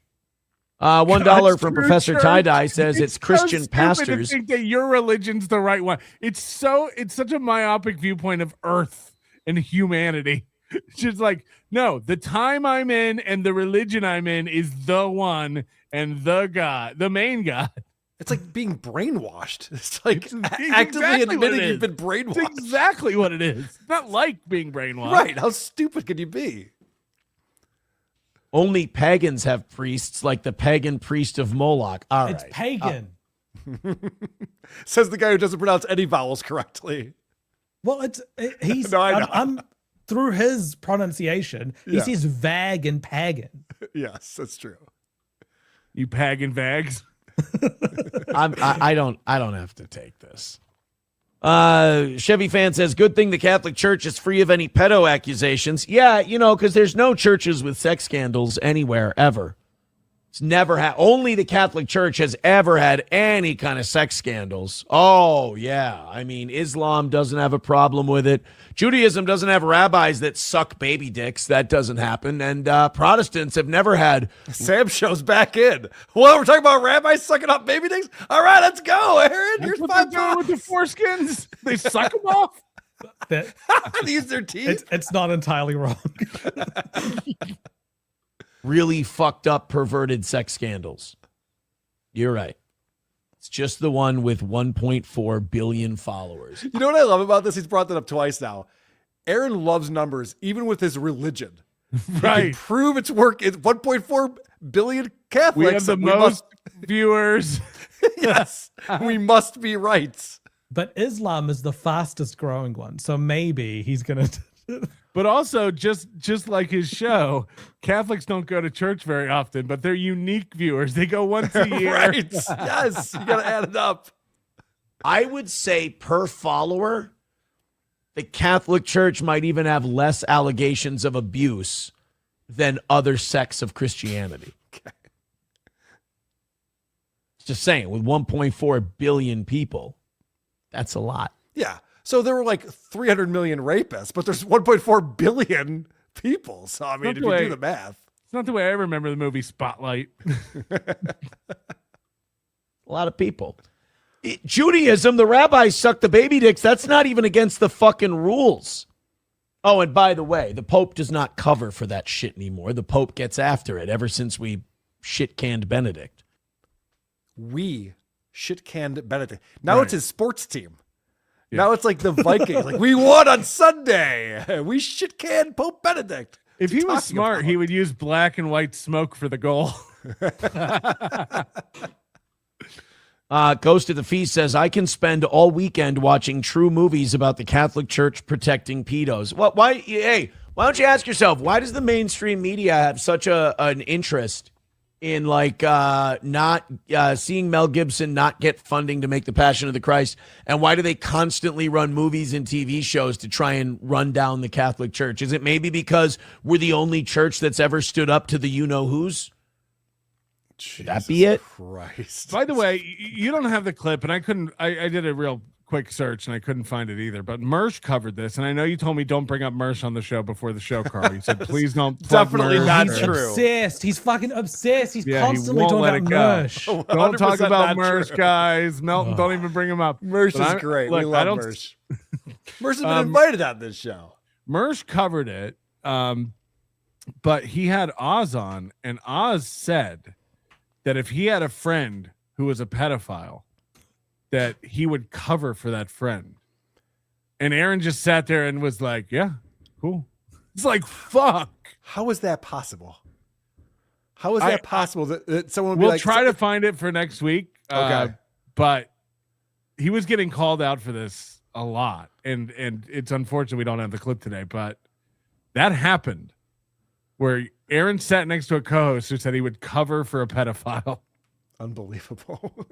Would you call, like, any of us would call each other out and be like, why the fuck would you do that? I've said it before. So people are like, oh, Moody's friends with Patrick. I'm like, show me the proof and I will burn our relationship Well, you've also been called today. a pedophile because you've worked with kids. Right. It's insane.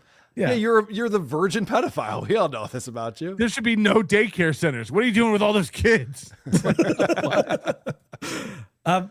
Another thing, while we're on the pedophile topic, just touching briefly on the Ethan Ralph and Aaron thing. Ethan Ralph has really taken arms against Dr. Till of the Ministry of Dude. You don't need to know who that is really, but they've been at it with each other. He even mentioned Dr. Till during his arrest footage. And Ethan Ralph and Kiwi Farms and everything found Dr. Till's arrest records. If you want to share my screen, they got this arrest record and they're like, this guy's a pedophile. Look, indecency with child. What? Look at him. Look at his arrest records. And Ethan Ralph went forward with this to the point where Aaron was gleeful bringing this up. They're all pedos, all these guys. Ethan Ralph even called this guy's mum and talked to him and released that online. Aaron was gleeful. He thought it was really funny that someone was contacting someone else's mum. In reality, this is the real arrest record. It was possession of marijuana, less than 2 ounces. Okay. So these people are like going through and modifying arrest records and posting that as proof of each other. And then Aaron takes that, puts it on his show, and then celebrates it all and talks about contacting people's family and saying that all of that's a good thing. It's so bizarre. Like, Patrick, you used to talk about this quite a bit, where it's like, there is a group of people who, if they found out you did molest a child, would be gleeful about that. Like, yes, I knew. It's like, oh, so you don't care about victims at all. Like, what's your stance on this? You just hate your enemies. Insane. And not only one of the worst things you can accuse somebody of, but like one of the worst things you can do. So one of the worst things. Yeah. Hands down. And the fact that anyone is cheering for that to be discovered and found out is insane. Or anyone saying that they defend it. Like, that's disgusting. You should not be defending that stuff. Guys, I know I put $500 as our goal, but that was a goof. You know, I'm a comedian, as everyone knows. We're actually over the goal. We're actually over the goal. We're over the goal by $41. Moody is going to make his cut. We're going to give him 32% after Super Tip takes its 10%. And I also you never have to pay, said that. You never I also said have to pay that. taxes on it, both state taxes and federal taxes. So I got to do a little bit of math. Is on it the going back to of be the $3 at the end? We should put an update in there where you can actually change the goal after you make it.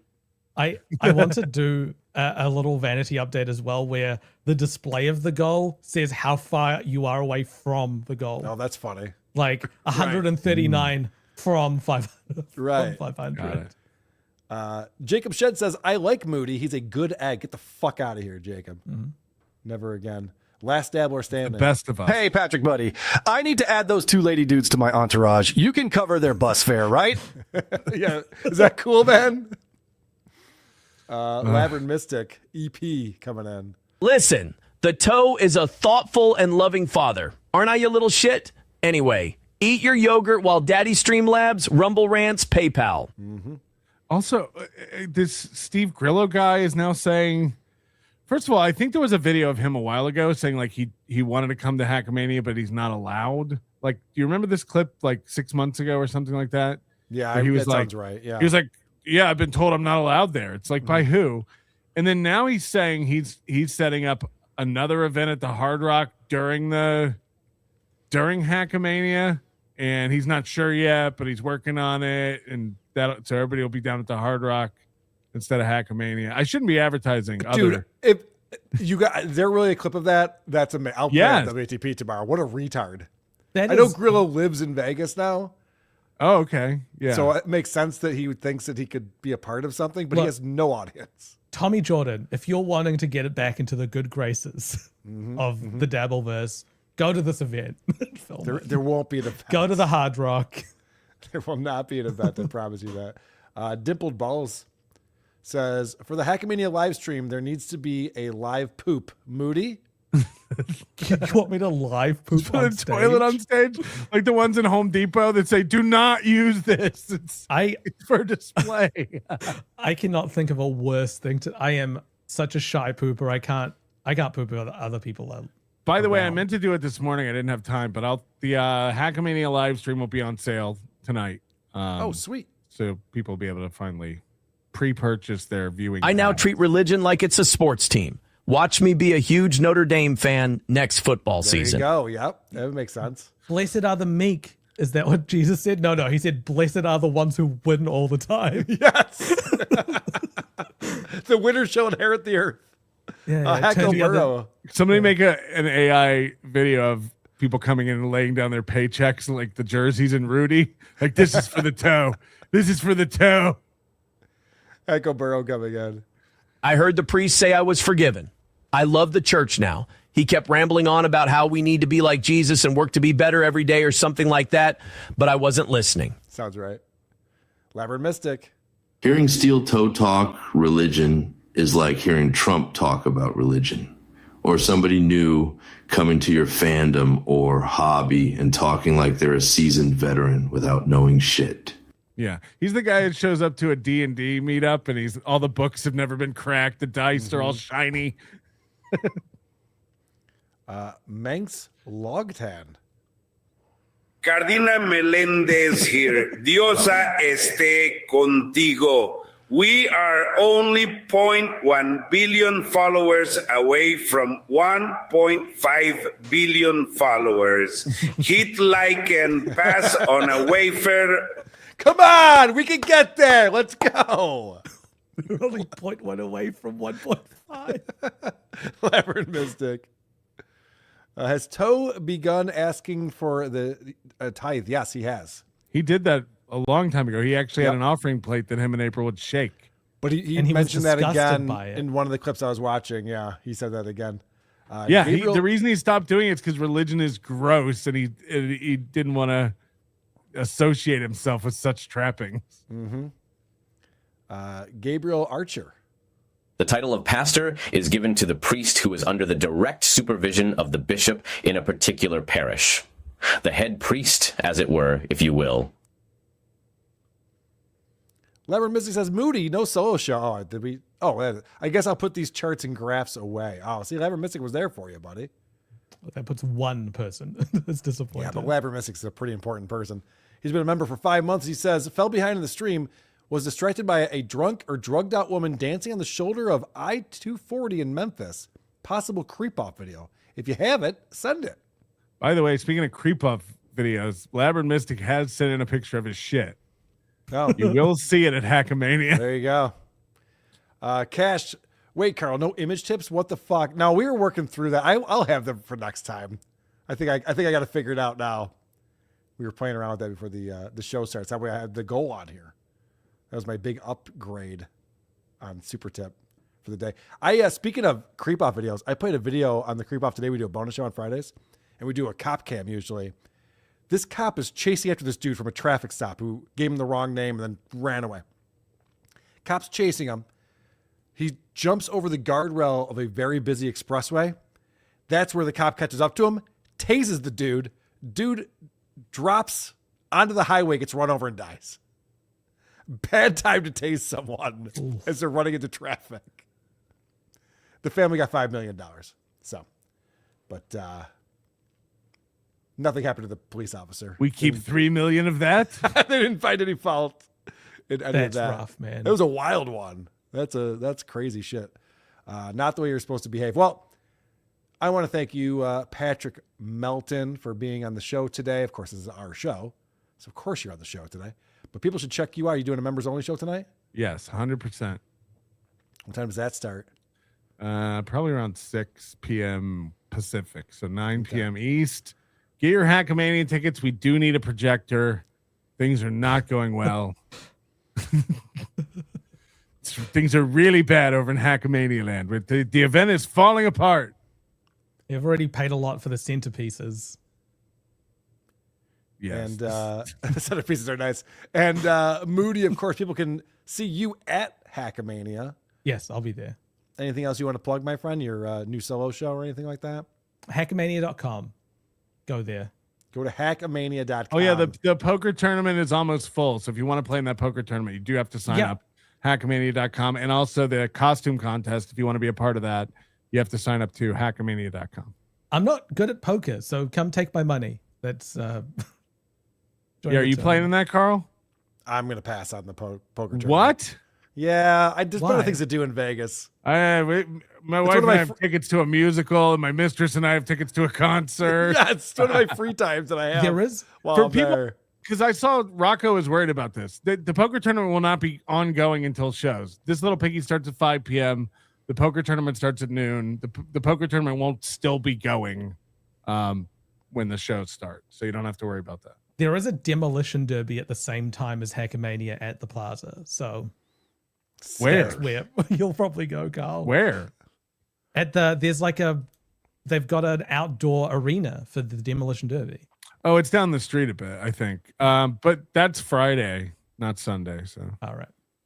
I might have an in to hang out with Fat Mike at the Punk Rock Museum. So there's a show in town, it's going down. Every week we're back on solid ground. Steel toe slipping, but we're gripping. Got the tea to spill, it's always flipping. From April's scrim to Aaron's glee. Oh, this drama's just a spree. Polydrama, legal trauma, another win. Oh, that's the karma. This little piggy went to YouTube. This little piggy's on Rumble now. This little piggy's begging for dollars, and this little piggy's breaking down. Wow! Every week we'll recap it slow. Tune in for this little piggy show.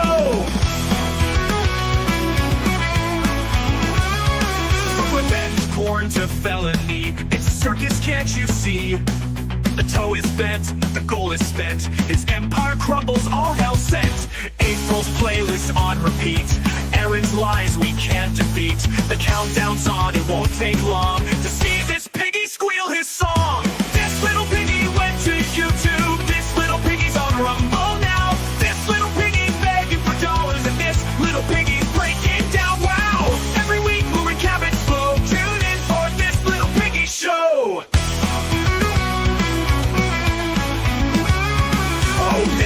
Piggy ain't missing a thing. Just sit back, laugh, and watch the king.